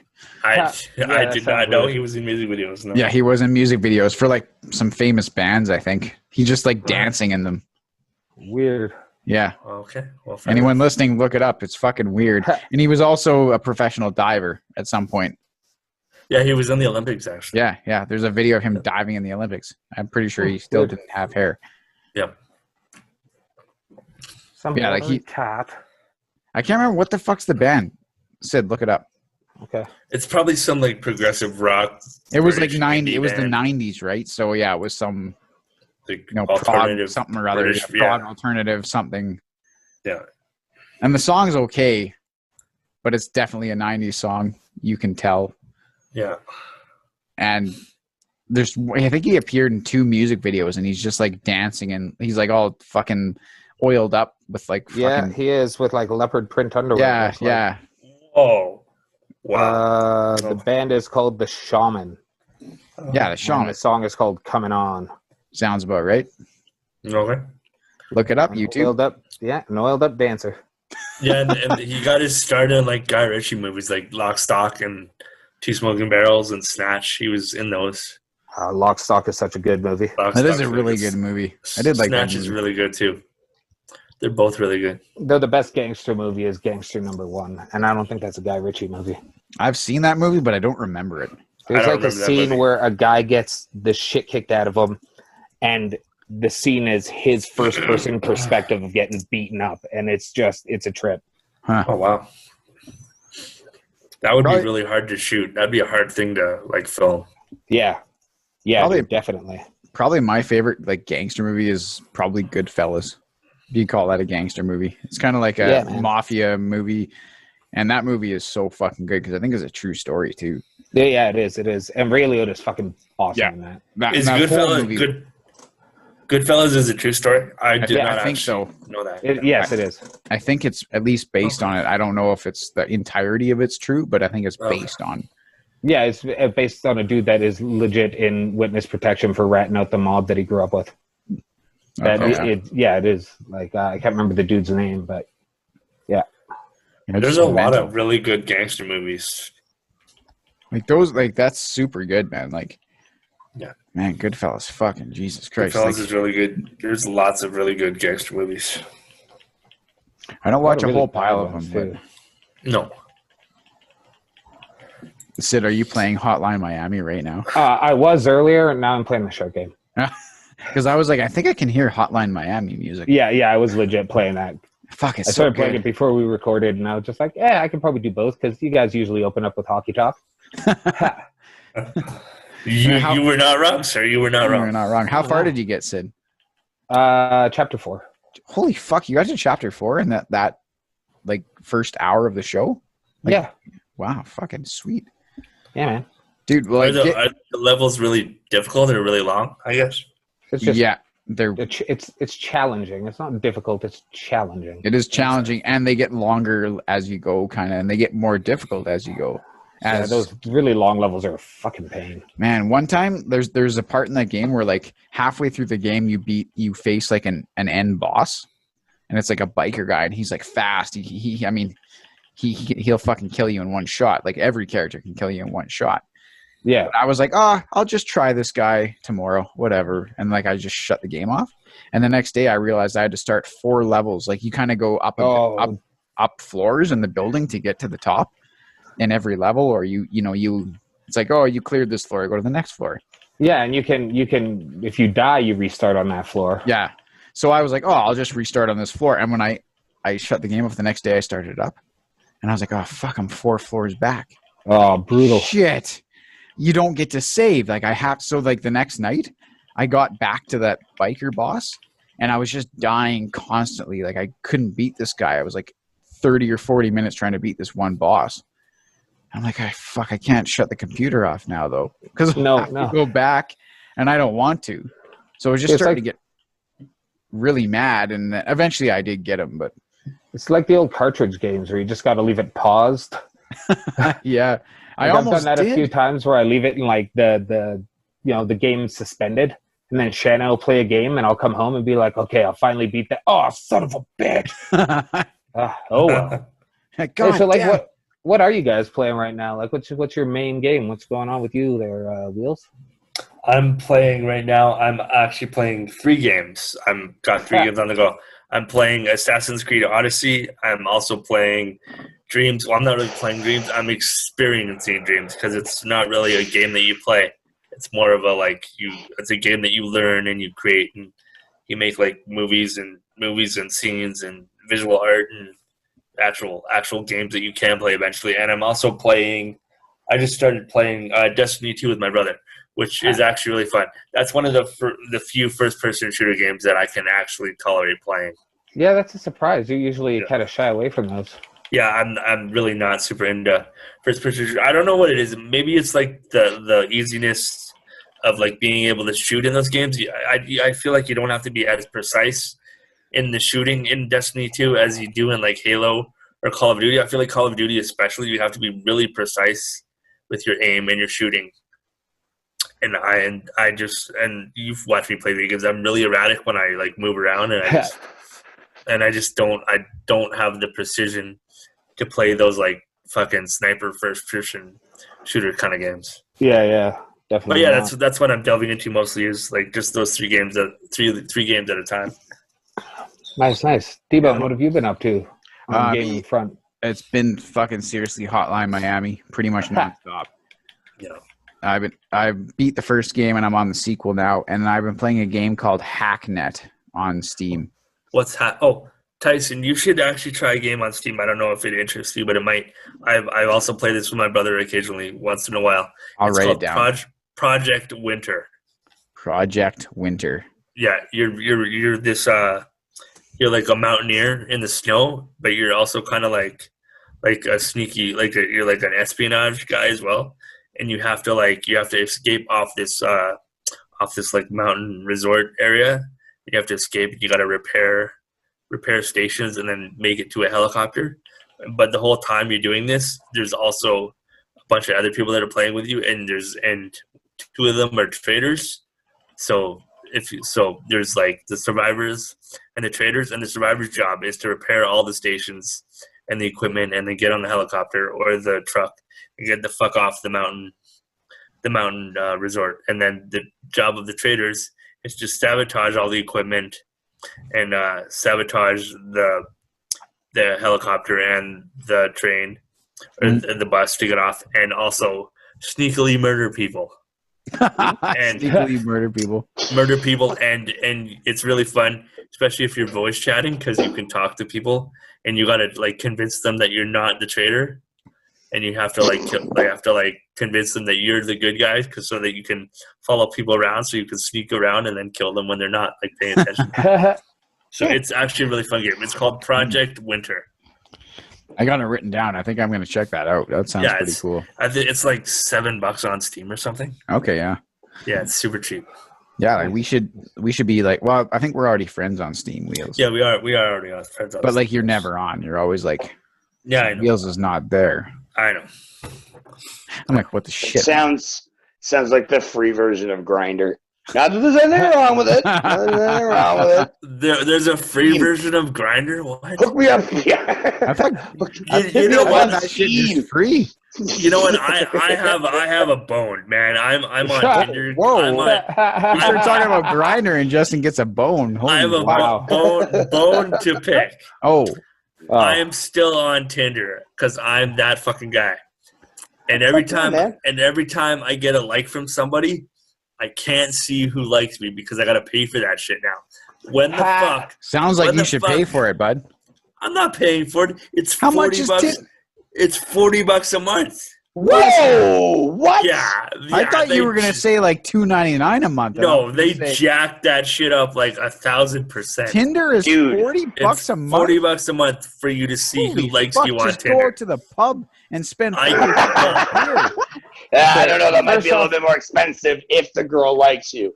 It's way more expensive, and I have a terrible tolerance, so that doesn't work out for me either. Yeah, Rummington comes out, and then he ends up going by himself. And then nobody likes me. I want to. You know what? Wheels. You become Rummington Steel, and I've only seen it one time, and that was nobody likes me. I liked you when you were Rummington Steel. You just asked for more rum, which I was like, okay, here you go. Well, wow. Well, I'm okay. You're the Jack Sparrow of Jasper. Wow. But like, I'm pretty sure Sid has like a good Rummington Steel kind of thing to say. I'm sure he doesn't. No, I've got lots. I don't know how good they are. Rummington Steel. Well, we should clarify to the listeners that our buddy Wheels, our glorious fucking leader, when he has a little bit too much rum, he turns into the Pierce Brosnan of drunks. Rummington Steel. Pierce Brosnan was slick. I'm really not that slick. Yeah, what's the Pierce Brosnan movie where he cries the whole time? Wow. I don't think it's all the time. Man, when Rummington Steel showed up at when you and me lived together, Sid, at the Ramparts. No, yeah. Oh my god, man. He showed up and I was like, is that Rummington? Holy fuck. And then I was like, oh fucking, he was like, can I have another rum? I was like, yes you can, Rummington Steel. And I went and made him another fucking rum at the bar. Remember, Sid, we spent like $4,000 at that fucking bar, it seemed. Oh yeah, man. We had a sweet bar set up until like our Christmas party. And then we drank it all. And then our New Year's party. And then we drank it all. Well, you abandoned me with a house full of 50 fucking people. Yes, I did. Monster. Who did you abandon him for? Inga. Oh, I don't know. Look how that turned out. Yeah, good for him, man. Yeah. It worked out okay, I guess. Sure did. Man, I just got a kid. I don't know. I didn't make the kid that night, but I made a kid later on. I didn't make the kid that night. I made a kid later on. And it was worth it. It was worth it to leave that party, Sid. I know I was like, I called you. I'm like, look, there's more people coming. They stopped me in the alley. So many. But I'm not there. And I was like, oh, just go on in. Sid's having a fucking, he's still there. Man, a dog pooped on the carpet that night. And then I called Sid and Sid's like, cool, man, rock and roll. Mm-hmm. That was it. That's not what I wanted to say. No, but he said, cool, man, rock and roll. And then, like, when I came home the next day, it was like I came home at like 9 a.m, and there was a girl on the couch. And I was like, morning, holy fuck. I just was so fucking tired. And she was like, yeah, rock and roll, fucking New Year's. Then she poured a glass of wine. Wait, didn't I stay at Inga's house that night? That would have been awkward. I hope well, not. I obviously wasn't. My brother still lived with Inga when you started dating her. Oh yeah, your brother lived. Yeah. Your brother lived in. And I'm positive I slept on your couch one New Year's Eve. You did? You slept on our couch one time? I just don't remember when. It was New Year's Eve. I was destroyed. It was New Year's Eve. It wasn't that New Year's Eve.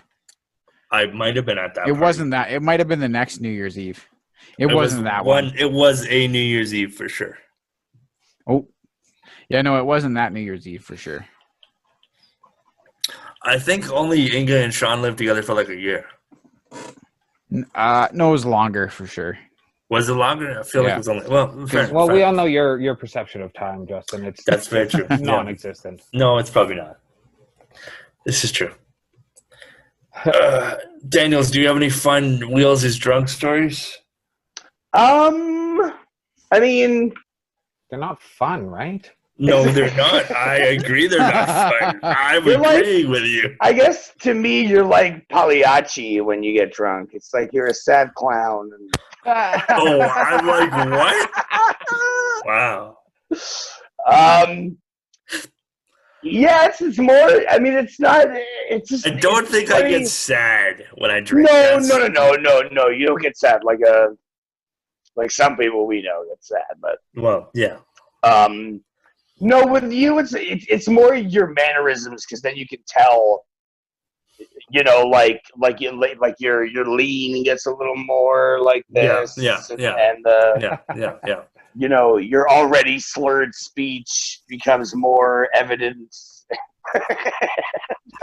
Yes. You know, so I have experience from it in steel, but I think you and me are usually like at the same, you know what I mean? So I'm not noticing it much because I'm sure there's, you know, Beery McFuckface would probably be my fucking drunk. Beery McFuckface. Beery McFuckface. Fair enough. Yeah. I become that fucking annoying, like, insurance salesman who goes suicide with the airport bar, fucking, you know. Nice. Yeah, see, and I used to become Angry McEmo. If I wasn't smashing something, I was, like, hating everything. Yeah, in my youth, it'd be like Punchy McDrywall or something like that. But Eric, let's drink a bottle of whiskey and go find a fight. We ever find that fight? No, but I think we beat something up because that's why I like headbutted something to the point where I was bleeding. Hey boys, wasn't that a door and Tyson's fault? No, that was a different time. Okay. That was a different time.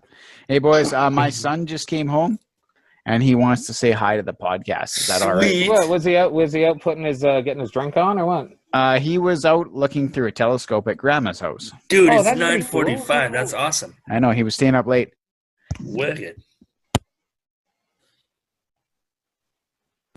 All right, he's going to come say hi to the pod. Folks, we have a special guest coming. We got a special guest on the podcast. Special guest. It's Bruce. Bruce. Hi, Bruce. Hi, buddy. Hey, buddy. How's it going, bud? Good. Good? That's good. How was your telescope viewing? Good. What did you see? And nothing, because we were trying to do it, but Grandma wasn't. They were trying their best, but nothing worked, and I was looking through, and then I couldn't see anything from there. Oh, I'm sorry, buddy. So did they forget to take the lens cap off of the telescope? Yeah. Nice.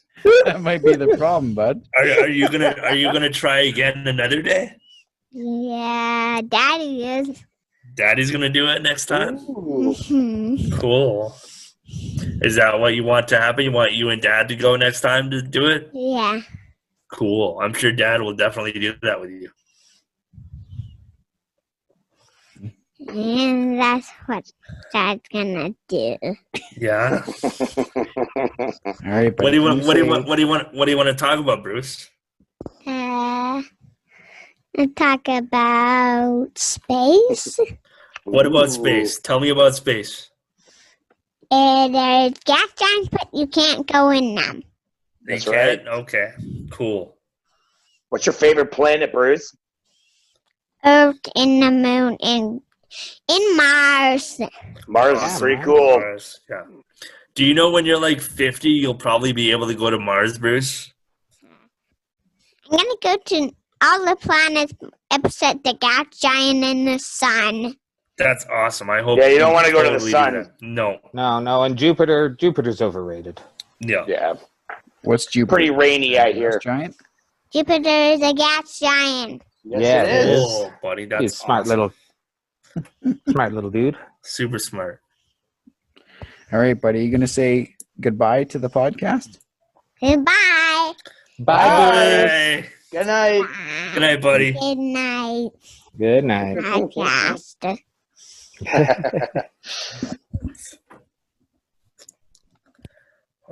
Oh, I don't know where we go from there, man. We're not going to top that. If I had known, I would have woke Tommy up because he's all about space right now. Nice. Oh, well, there you go. Loves Mercury. Loves the planet Mercury. Yeah. Is Tommy reading about space too? Because it sounds like Bruce is reading about yeah, space. he is, and he's good. But like, if you ask him what his favorite planet is, he'll tell you straight up Mercury. And then you ask him why, and he goes, "He just hangs out by the sun." Nice. Nice, wicked. Man, I hope you guys nurture their absolutely like explorer interest in that kind of big huge thing, because that stuff's awesome, man. Absolutely, man. Don't let them stop. Dinosaurs, like it's got to be like 1 and 2 if you have a little boy. I think Tommy loves both, and I love it. Like I love it. You can talk about space with your son. They're like, whoa, hang on. There's more planets. Yeah. There's a lot more, and there's probably more than that you can even know, like in other solar systems and other galaxies and. Mm-hmm. And they're like, whoa. And like, you got to be careful not to blow their mind too much about that shit. You know? The size of space is hard to grasp as an adult. Yeah, it's hard to grasp it. Yeah, like, yeah, you're right. That's the thing. Like, it's hard to grasp the fact that, you know, our solar system is in the Milky Way galaxy, and there's probably like 1 million other solar systems in that galaxy. And then how many other galaxies are there? It's nuts. Yeah, there's an infinite number of galaxies after that. Like if you look up the Hubble, Hubble Deep Field. Yeah. Look that up. Cool. There's a, like the Hubble telescope pointed their lens at a piece of space the size of a grain of sand. Like, you know, if you held your hand out and you like about the size of a grain of sand, that would be what they pointed their lens at. And they took a picture for like, I don't know, 2 or 3 weeks or something. And when they looked at the picture, like the piece of space they looked at was seemingly empty. Like by the naked eye, they were like, there's nothing there. You're wasting your time. And when they developed the picture, it was like, there was something like, you know, 400 galaxies in that picture that they could see. And some were like spiral. Like if you look at the picture, it's fucking amazing. Terrifyingly beautiful. It is. Yeah. And they're like, well, look like in that size of space that was like the size of a grain of sand, there was 400 galaxies, each containing an unknowingly large number of solar systems, each containing an unknown number of planets, each containing maybe life, maybe not. Who knows? There has to be some semblance of. There's got to be. There has to be. How on earth, you know? How on earth? There's no way this is. Yeah, I was just gonna say how on earth, and I was like, no, that's stupid. This is not. There's no way this is the best. Like this planet and us, there's no way this is the best. Well, exactly, because this is not the best. This planet not could the be. Best. I don't know if planet could be, but the life, not so much. I don't know if you could say that. We might not be the smartest, but I think there's a lot of good qualities about us. Well, yeah, for sure, absolutely. But yeah, definitely not the smartest, for sure. The concept. We gave the universe the Pop-Tart. For instance, winning. We gave the universe the fudge Pop-Tart, and they're delicious. See, it almost sounded right there like you said the uterus. We gave the uterus the fudge Pop-Tart. That's exactly what I heard right there. Oh, man. Do I really slur my words? It sounds like no. It was just an easy misunderstanding on my part.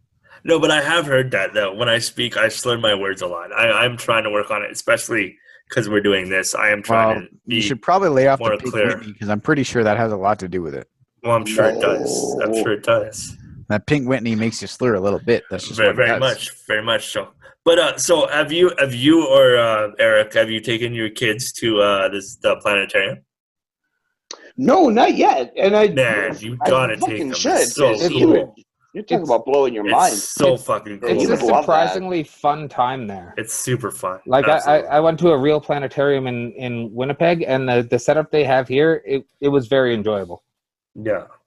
So what can you look at in the planetarium? Like I've never been there. Well, it's like they do like a display, right? So they like project the night sky in the dome that you're sitting in, and then they zoom in on like constellations and globular clusters and all that kind of stuff, and kind of talk about them and explain about it. And it's a little touristy, but it's worth it. I enjoyed it as an adult. Yeah, so like what they're like these. Yeah. So they like zoom in on Orion. They're like, here's Orion's belt. Speaking of belts, you should go down to Mountain Air in Jasper, Alberta. No. It's not like that. It's not like that. Is that like the kind of thing what you mean by touristy? No, it's not like that. No, they just here's the Big Dipper. If you want a big dip of it's go down to the brew pub. You can have Big Dip of fucking Jasper brew beer. It's the galaxy in relation to Jasper. Yeah, it's the just galaxy Jasper centric. Okay. Yeah, it's the galaxy in relation to us. Well, at least it's not advertising like that. That's nice to hear. And we legit like are kind of nerdy, and we're asking questions about stuff that like we knew about just because the way they were talking about it, we're like, oh yeah, well, what about this and this and this? It was a really enjoyable experience. Yeah, no, I'd recommend it. Absolutely. Maybe I'll take the boy down to the planetarium. That sounds. You absolutely should take Bruce. Yeah, once things get back up and running. Once you can. Well, seemingly you can go to anywhere and like get a hotel room or a fucking. You can go down to the bar now and just like hang out and. It's fine. You can. Yeah. I don't know if it's fine, but you can do it. You can do it. Apparently, it's like they're giving the locals the option to sit apart or not. Well, what does that mean? So there's like 12 locals and they all just sit together? Yeah. Apparently, it's like if you live in town and they know you at the bar, they'll just let you. Yeah, whatever you want to do. You want to all sit together and fucking hug each other. Who gives a fuck? Yeah, I saw there's a place where they you have to sit at your own table, and I was like, what's the point in even going out? Yeah, why would you even be at the bar then? I went for lunch with the boys today. You did, eh? Yeah. Did you go to the Bright Spot? Yeah. Fuck, right on. I missed everyone was seated away from each other. Everyone was wearing a mask. Mm-hmm. They've got like the counter set up. It was fun. I had a donair. I missed their donair meat. Oh fuck! Do I want a Bright Spot donair? Oh my god! I want a Bright Spot anything. Just like give me a Bright Spot. Yeah, Bright Spot's really fucking good. I miss that. Yeah, holy shit! I love it. Well, just like get takeout. Chig and I were talking because she's always working on Fridays that we should just do a like takeout lunch and just go and sit somewhere in a grassy patch and eat lunch parted from each other. And if you want the best pizza in town, well, there you go. Bill Marmingus Pizza King. Daniels. Whoa. Whoa. Right under the box. Man, I was hoping I'd get that. Although when I used to work there, I remember like Greg would like if Greg made a shitty pizza, like Bill would come back and be like, this looks like fucking Lulu's bullshit. Never once called out North Face. It was always Lulu's. And I happen to hate low key, like like the Lulu's full on. Yeah. Mama dude. Mia. All right. It's so good. So good. Well, but like my loyalties lie with North Face and the Bright Spot though. That's just how it works. Like the North Face and the Bright Spot have been feeding me for years. And Lulu's just kind of showed up. Yeah, but dude, when it was beneath Pete's. Yeah, Lulu's has been around since like the 80s, man. No, it hasn't. Are you fucking high? Okay, well, it wasn't Lulu's, but it's... Dude, that place opened up when we were going to Pete's on the regular. Lulu's opened up in like 2003 and it was something like that. That weird French dude, what the hell is his name? He put his like His name wasn't Nelson. Jacques. Nelson, and he put his junk on the table at Pete's when we were all sitting around one night. That's weird. It was weird as shit. But he was one of the... I thought you were talking about the slicer thing by the fucking coat shack. You're talking about his... No, he came into Pete's and just said he put it on the table the booth table we were sitting at, and was like, you want some of this? Avez-vous du penis? No, Lulu's when it was under the stairs was better probably than it is now, because I think like a lot of like kids go now because they think it's good, but it's not as good as it was. The full-on's all right, and I will tell you, it's not the same as when it was like, fuck, man, and it would be packed. packed. You think a fucking baseball game just fucking ended up there. There's so many goddamn people. That looked like this. That reminded me of the subway in Toronto after a Jays game. The way it would just be like you're coming down the escalator and it's just a swath of fucking people trying to get fucking. And it was cheap slices too. It was like $2.50 for a slice or something like that. And it was big fucking. It was like a quarter of a pizza. It's still a quarter pizza, but it's like $5 now. Okay, like a legit slice. You used to get out a pizza and you'd just be so drunk. It'd be like 2:30 in the fucking morning, and you go down that escalator. There'd be a line around the corner, and you'd be like, "Well, I'm in the line because I want a slice of fucking pizza." Fuck yeah! Smoke and you get 7 cigarettes, throw up once, get your slice. That's how you do it. And you get in the bar, and they'd be like, "Yeah, you got to wait 7 minutes for pizza. It's fucking. We ate them all. Like somebody ate them all." And you're like, "No problem." And you just stand there for 7 minutes, and then the pizza would show up. It'd be this hot, fresh fucking pepperoni and cheese pizza, and you'd be like 2 slices, and you get a half a pizza for $5. It was big with taxes, like $5.75 or like whatever. It was the best. It was the best fucking. Holy shit! And you would just eat it. It would be so good. So I got to say, the best pizza in town was Buckles. Back when Buckles was a thing. Man, Buckles had good pizza because you could get like, the 18-inch pizza. Yeah, you could get a pizza so big that you could not cut it into Jesus wedges. himself could not finish it. I was just gonna say that. Now you could get a pizza so big that it did not work to cut it into wedges. You had to cut it. Son of God could not deal with it. That's right. And it was good pizza too. You're right. Brian Schultz, whatever the hell his name was, that took over that place. It was a pretty alright pizza when we were sponsored by them. Our ball team, the Bandits. The Bandits. The second year. Yeah, because the first year we were sponsored by the Bright Spot. Yeah, the Bright Spot. And the second year we were sponsored by Schultz and Woo's West End Pub. That's right. And but it was sweet because we'd go there after. They'd give us 2 pitchers of beer and an 18-inch pizza. Yeah. And then it turned into like 2 cans of beer. Yeah. And then it turned into there's no more Schultz and Woo's. Yeah, but like when Cam was working, he'd hook us up. And then it turned into the Wicked Cup. That's true. Yeah. Yeah. Which is pretty rad because it has Wicked flatbread. It does. And they really do 18-inch pizzas sometimes. And they do. And they have Wicked coffee. And I think Archie pancakes. Archie's famous pancakes. Those are the best damn pancakes. I'm pretty sure. And that dude used to run Buckles. He was like the kitchen dude of Buckles. So is the pizza at Wicked Cup any good? It's probably decent. The flatbread's good. And when the flatbread is very good. It's like fucking $15 for an 18-inch pizza. It's ridiculous. I would say the flatbreads used to be better, but they're still pretty good. Wait a minute. Are you telling me that the Wicked Cup has 18-inch pizzas right now? No. They do it as specials sometimes. Okay. But I'm pretty sure if it's open, they have flatbreads right now. Yeah, and their flatbreads are super good. You guys do like the veggie flatbread and you then you add meat to it? Yeah, we do. We'll have a veggie flatbread, add chicken, add bacon, no feta. And they're like, okay, no problem. Super good. Yeah, it's no feta? No feta. He's a monster, but add chicken, add bacon, no feta. And like they put this they used to put this balsamic glaze on it and it was really good. And I don't think they do that anymore. It's a reduction, but yeah. Yeah, whatever. Fucking, I just want a shawarma, for fuck's sake. It's making me think about shawarmas. Really? Shawarmas? You think of shawarmas? Yeah, because it's, food? Ethnic food.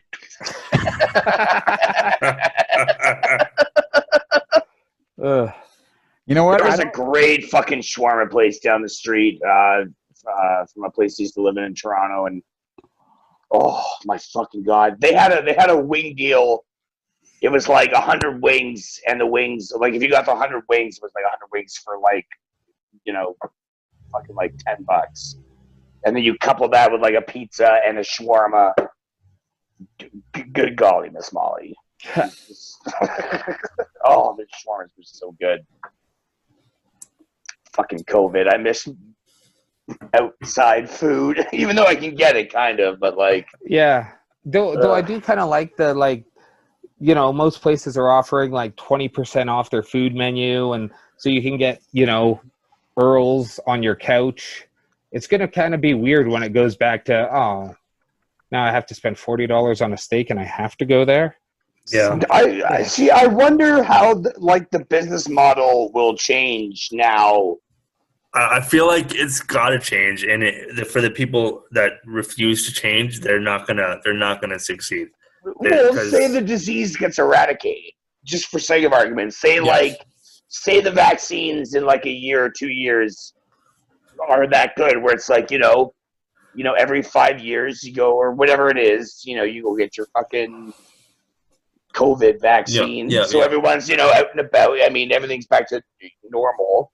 Yeah, but then is everybody just gonna all of a sudden be like, okay, raise the prices 30% or whatever the fucking I don't think that's gonna happen. I don't think that's what I'm saying. I don't feel like I feel like if it goes long enough that you're offering like discounted prices on whatever you're offering, people are not gonna just all of a sudden be cool with you just jacking the prices up. It's gonna have to be like a gradual thing, I guess. Well, yeah, you'd have to gradually. I mean, that's how businesses do it. You gradually jack. Yeah, of course. So yeah, I feel like it's gonna be the way it is. Maybe not like the operation of the businesses will change eventually once people can congregate more in public. But like, I think the pricing of the businesses, like what they're offering, will kind of stay the same for a while, and will gradually return to what it was before the outside times were over. In this town, I don't think that's going to happen because the second tourists start flocking here again, the second federal campgrounds open back up, which I initially was under the impression that they were going to stay closed this year, but I believe they're opening up mid-June. Seriously? Like provincial campgrounds are already open, and it's funny because they're like, oh, Albertans not welcome in BC and all that kind of stuff. Yeah, I saw that. But like, once in a tourist industry driven community that we live in, it's not going to change. I hope like a lot of political policy changes at the end of this, but it didn't change in the 60s when there was a massive pandemic. That killed like 1 million people worldwide. What was the pandemic in the 60s? Influenza A. Oh, really? Okay. Yeah, they had Woodstock. They had Woodstock when that shit was going on, dude. Exactly. All right, and that killed what? Like it was like 1 million people. Yeah, worldwide, 100,000 in the States. And we haven't even hit 400,000 on COVID yet. So no. Yeah, well, that's hopefully because we do this social distancing and whatnot. Right. Like hopefully. This will be a good test to see if this is the kind of system that actually works to prevent this shit. Yeah. Well, this kind of brings us into our number 2 topic on the poll was conspiracies. And do you think, is there any merit to any of the COVID conspiracies that we've been hearing about? I mean, I know, okay, so let's kick out that 5G internet causes COVID. No. I think we can kick that out. Kick that right out. That's the flat Earth. I think that's the flat Earth of fucking COVID. Yeah, for sure. Right? For sure. You got to be a special kind of something to. yeah. If you think an internet connection is giving you a respiratory disease, you deserve to die. You got to be a special kind of something. Yeah, for that. Yeah. But is there any merit to any of the COVID conspiracies? I mean, I've heard a lot, and this might anger some people, but it's like, why are we shutting down the economy when, all we have to do is not touch our face and wash our hands? So billionaire Chinese holdings companies can buy up shares in all of our stock, especially the video game and entertainment market. Tencent Holdings, in fact, a company that started in 1998 and is now worth hundreds of billions of dollars, is buying up stock in huge amounts of video games.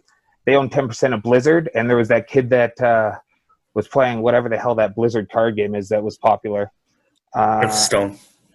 Yeah, Hearthstone. Yep. Yeah. And he won, and he said this is for a free China or something like that, and they banned him from playing the game and took back the $10,000 that he won. Right, I remember. And that's an American company because 10% of their interests lie in Chinese company, and so they didn't want to lose their revenue. Tencent Holdings has been buying up percentages of entertainment companies, not just in North America, but around the world. You could say the same thing about the NBA, who some people spoke out that the protesters in Hong Kong should lay off. Like, well, like, yeah. Is that the NBA saying like, yeah, a lot of our revenue is like Chinese, so yeah, it's absolutely 100% basketball saying is that. huge in China. Yeah, so like we can't have NBA players. You know, we got to have NBA players making sure that, you know, speaking with our propaganda instead of against it. Yeah, yeah. And but I don't know. Like, I think propaganda is a huge part of a lot of because propaganda can do look at what like propaganda can do in the United States. Or like it's all like, propaganda. Yeah, but like it can do the same in other countries, like Canada, anywhere it can do it. Every country has propaganda. Like the U.S. is in the spotlight for this kind of bullshit all the time. That's because they have the biggest, like the most amount of media and the most like. And they have a huge population. Country. Right? They do like have a huge population. Like it's like 300 million in the States or something. Yeah. I recently watched Michael Moore's Fahrenheit 11/9. Is one of his newer ones. Yeah. And I'm not a fucking Michael Moore guy. You know, whatever. You do with that what you want. But they were talking about how the president, like Trump, like how they'll get Trump to say that he's doing things, to float it out there, you know, and see how the people react. And when his constituents react the way that they want to react, then you start saying it more. So take the hydroxychloroquine. That's not it. Yeah, like the hydrochloronique or whatever it is. Whatever. We'll just call it hydroxy for the sake of hydroxy. The shit that's like fucking killing people for taking it. Yes.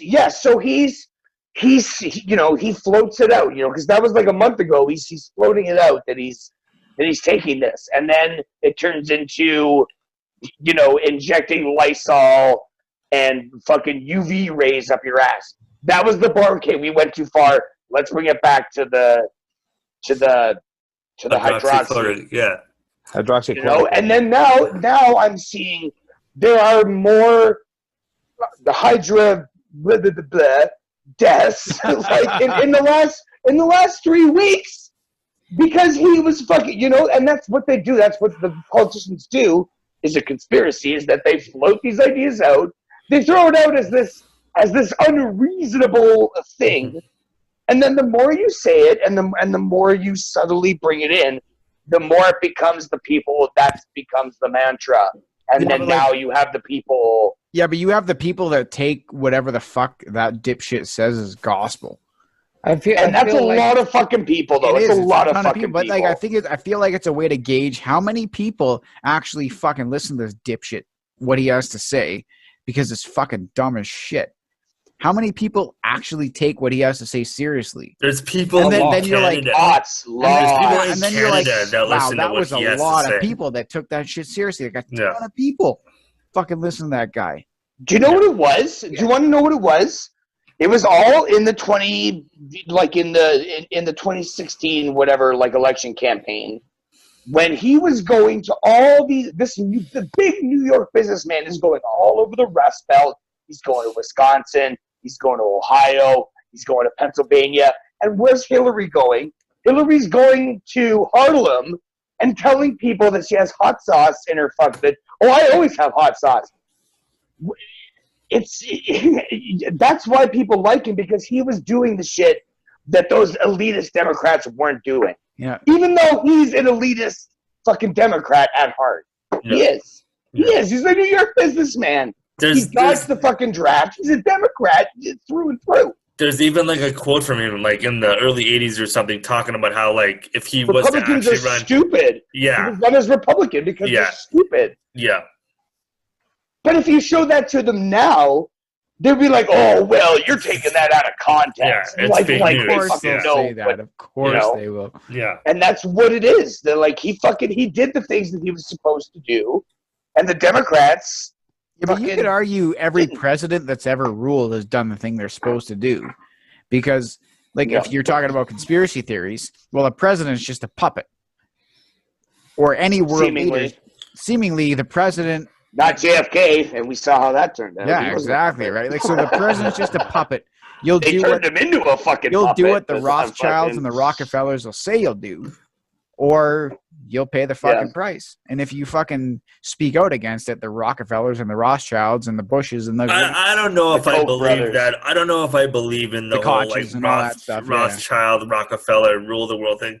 Like, I've read a lot of that. I don't know if I believe that conspiracy is as truthful as money is powerful, man. Money is the most powerful thing in the like I know. the world. The great Barack Obama was susceptible to that, man. I just don't know how he took millions from Goldman Sachs, dude. And I just don't know how there's 12 people, let's say, that just run the entire world. I don't know. Well, they all run it together. I don't know, but there's 8 billion people in the world. I don't know how that's. I don't know how 8 billion people are just morons and. They just, I don't know. I don't understand. Well, people are morons. People are morons. They don't even Donald Trump is proving that. You don't even. But you don't even need to be morons. You just need to live your life, because they control the economy. So you're a slave. You're a slave to the almighty dollar at the end of the day. How are 12 people in control of the entire planet? That they control the fucking. They control the economies. They control the media. They control all the shit that you read and all the shit that you see. They control everything. They control the industry. Like, look at CNN. CNN is supposed to be like the great unbiased hope, right? But right? But then they go on fucking, and they had a news report about how much fucking gravy fucking Trump consumes a fucking day. Are you fucking kidding me? Wow. Who cares? And then when you say CNN, oh well, they're just like Fox News, and then you piss off, the people who love CNN because Anderson Cooper, he wouldn't steer us wrong. Yeah, he fucking would, because he gets a fucking paycheck. Yeah. They're not journalists. They're fucking they just read a teleprompter. Everybody's slave to their almighty dollar. It's not their opinion.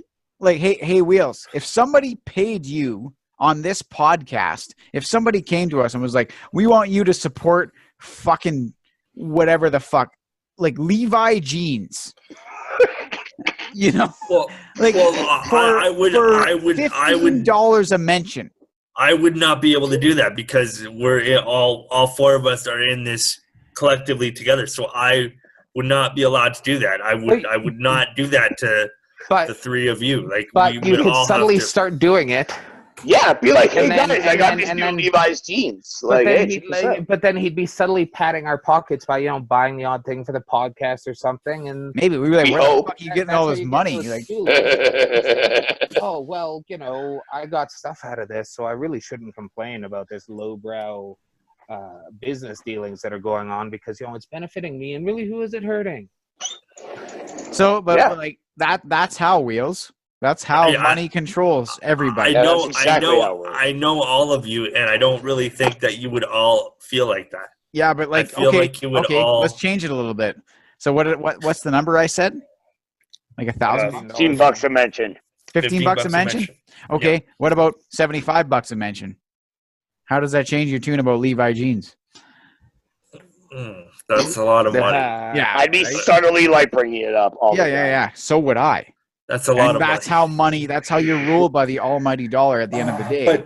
But did Brett Favre wear Levi's jeans? No, he wore this jeans. I was like, he should have worn Levi's, man. Levi's are fucking comfy. I love my Levi's. Do you? And then he's like, do you actually own Levi's? No, but I heard they're fucking comfy. I own Walmart jeans because they're fucking $24. I got my stretchy dad jeans, man. Yeah. That's my legs don't work, but if they did, they'd love the inside of these pant legs. Yeah. Fair enough. I see if you're gonna sit in this chair all day, you better sit in Levi fucking jeans. Yeah. I just don't think one of us by ourselves could just pull that off. I feel like we'd all be able to So you think that already comfortable and established is like Joe Rogan is now exclusively on Spotify. You will not be able to get his podcast on anything but Spotify. And that guy is, he has no shortage of income. He is one of the most popular podcasts on the planet. He's probably pulling in a few $1,000 every episode that he makes. And sometimes he puts 3 out in a day.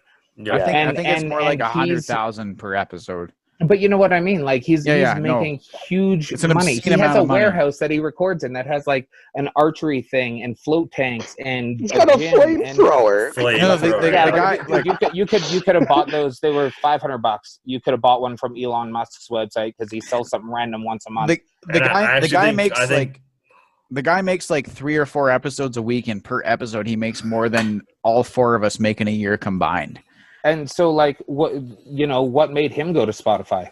What made him go, okay, you have to be a member of this one thing in order to listen to my podcast when he's already doing fine. Yep. Especially since he always talks about fucking tribalism. He's always talking about like the Great Divide, and now here he is. This might actually bite him in the ass. Like, well, I guess it won't bite him in the ass, but he will probably get a lot of like hate mail or hate. I think he'll lose listeners. I enjoy his podcast, but I downloaded Spotify, but I haven't opened it up because I'm like, I like my podcast subscription. It's not a subscription; it's free, and I like. I like where I listen to my music that I pay for streaming. Like, I don't want to just switch over. But, like, that fucking Villains podcast from Parcast is strictly on Spotify, too. And I was like, well, I guess I'm not listening to that anymore. It's just I already have Spotify. I get it on Apple Podcasts. Are you sure?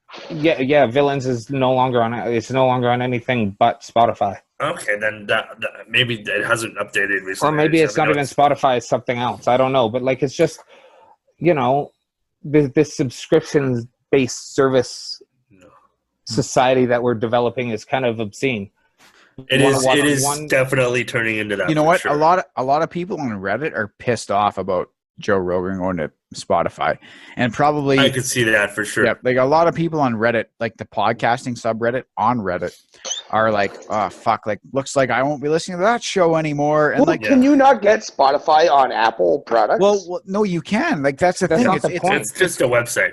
It's not the point. It's completely free. It's completely free. It's just that, like, if you want to listen to it on your Apple Podcast, it's not going to be there. If you want to listen to it on fucking Anchor, it's not going to be there. If you want to listen to it on whatever Podcast Addict, it's not going to be there. So whatever app or program that you use where all your podcasts are, now you need another program.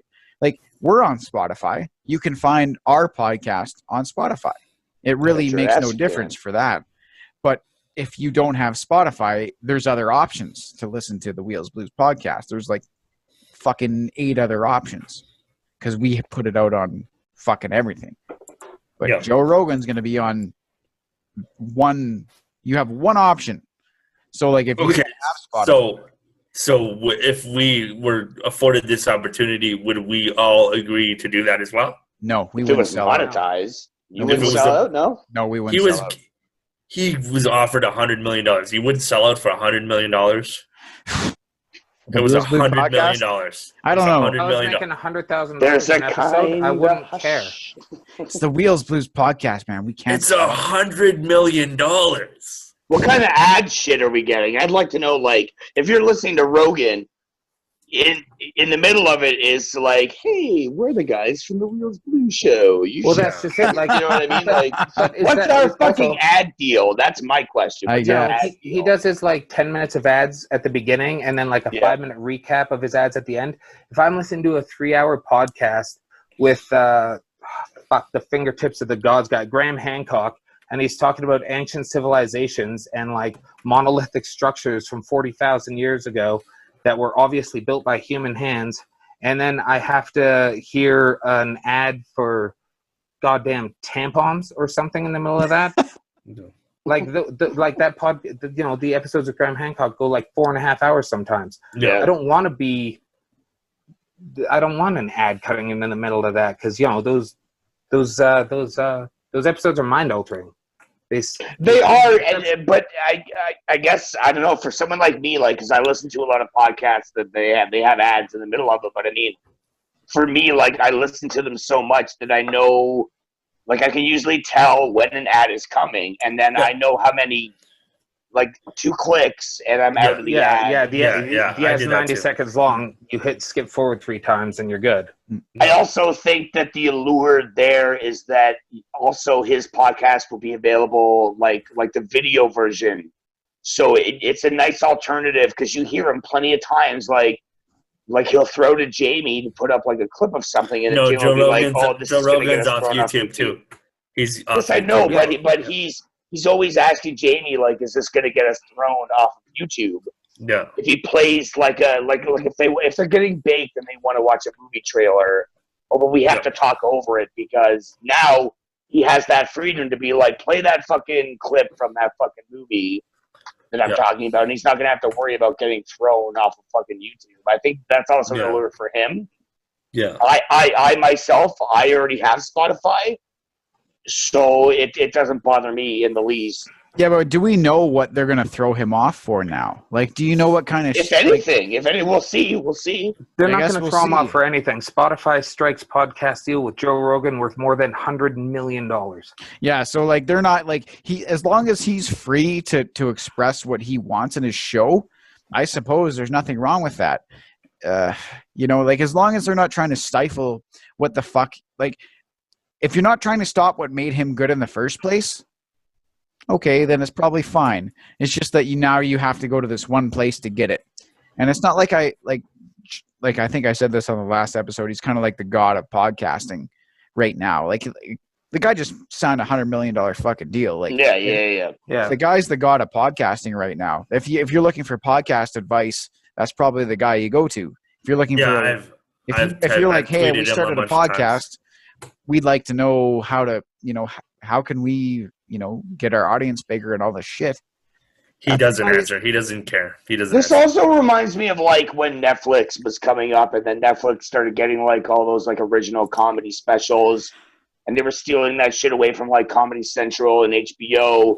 So you got like, you throw in whatever like the first big comedy show was on Netflix, and then other comedians are like, "Oh fuck, I should put my shit on Netflix because A, they have a fuck ton of money.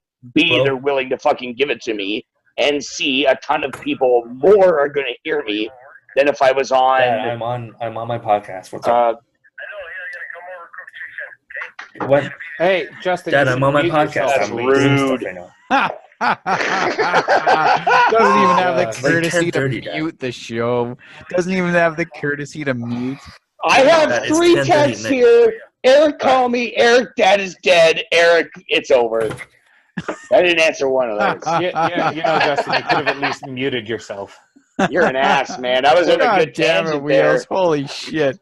So since we're going to have to cut that, I'm going to leave it in. I'm going to leave it in. Cut it and then leave it put it in at the end of the episode. Okay. Oh, could you guys hear that? I'm sorry. Of course we can hear it. We don't have a bit of it. We even heard your dad. You think our ears don't fucking work?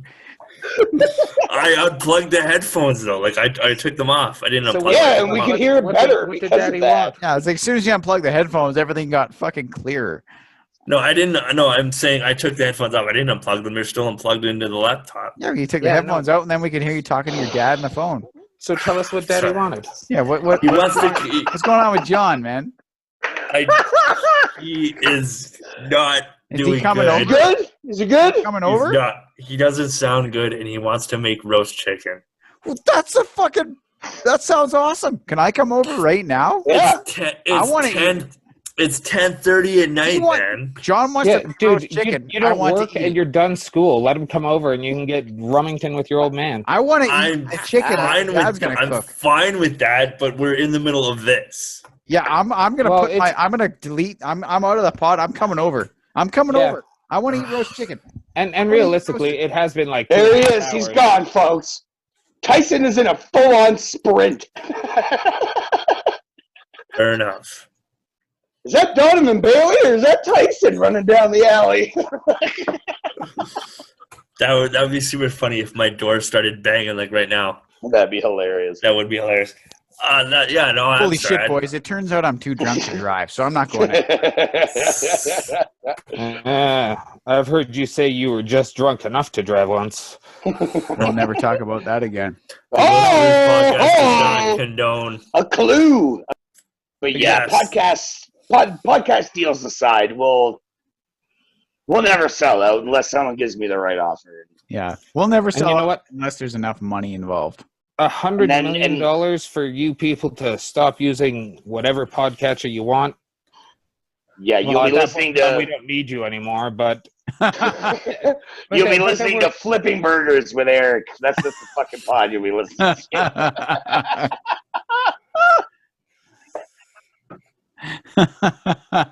So join our Patreon and. But in all seriousness, though, we fucking love doing the show. I love doing the show. Yeah, absolutely. I think everybody. The time flies so fast when we're doing this show. Man, my Friday night is fucking rad because of this show. Yes, I love doing it, and let's like the Wheels Blues podcast. We're gonna do this. We're gonna keep doing it. Like everybody here fucking loves it. So whether you like it or not, we're fucking doing it. Yeah, so even if nobody listens, we're gonna keep doing it. Yep. We got a big throbbing sound wave coming into your tight little ear pussies. What's happening there? That's exactly what we're going for. And you are going to receive it happily. Yeah. Happily or not. It doesn't matter. We don't even lube those fucking sound waves up before we're they going in dry. Our sound waves go in dry, and you're going to like it anyway. I can't believe you didn't chime up, Sid. You love going in dry. Sid's the professional one tonight. Yeah, he's like, I always go in dry. This is not nothing. Yeah, new. Right? This is nothing new to me. It's weird if I don't. Well, if I'm not splitting my dick skin trying to get into something, then is it even worth it? Ah, fucking Jesus Christ.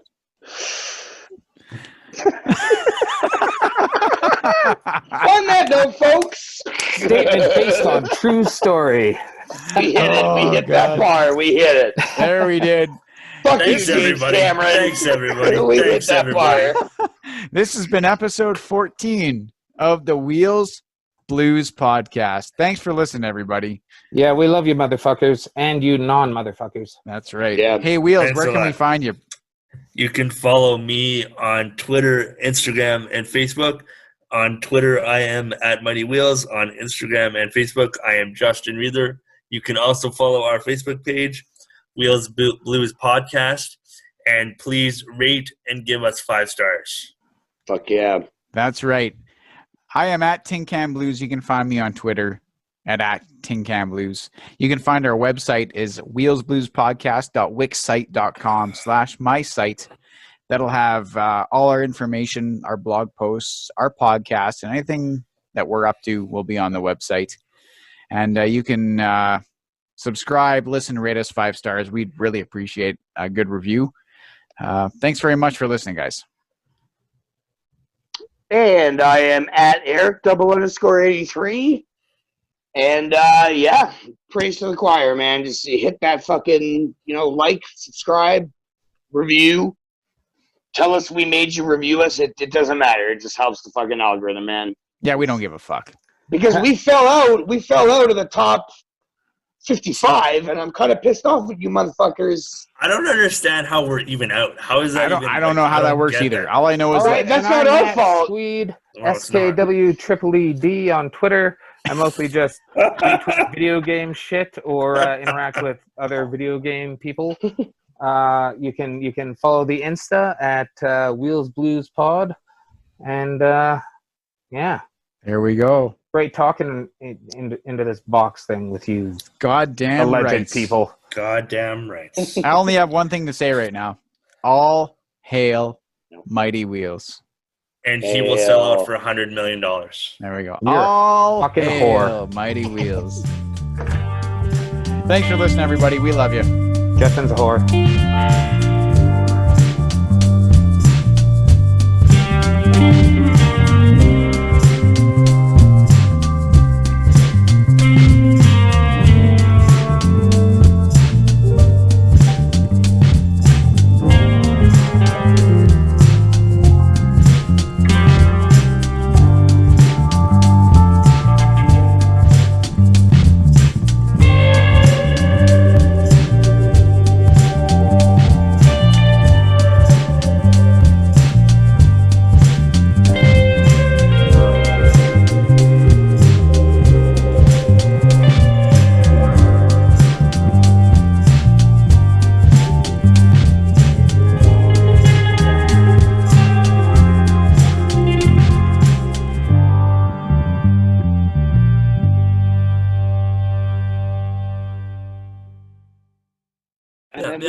Yeah, that's fair. Were they number 51 on the charts? No, we fucking were. That's fucking right. We were. That's fucking right. John! Hey, John! Hey, there he is. What's happening? Hey. Oh, look at everybody. You guys are looking good. Thanks. Dave. What's new and exciting? Not much. How about you? Nothing. Fuck all. I hear that. I love it. Well, we just had about a 2-hour podcast recording there. I know that. Justin goes on, like, on Fridays I've been told to stay away, and today I phoned about half an hour ago. I said, I got how to write chicken and Doritos. Nice. In my podcast. And 15 minutes later, he phones me up and he goes, okay, you can come by. We told him to say you can come by for the pod. The podcast. So they heard that. You guys are all looking good.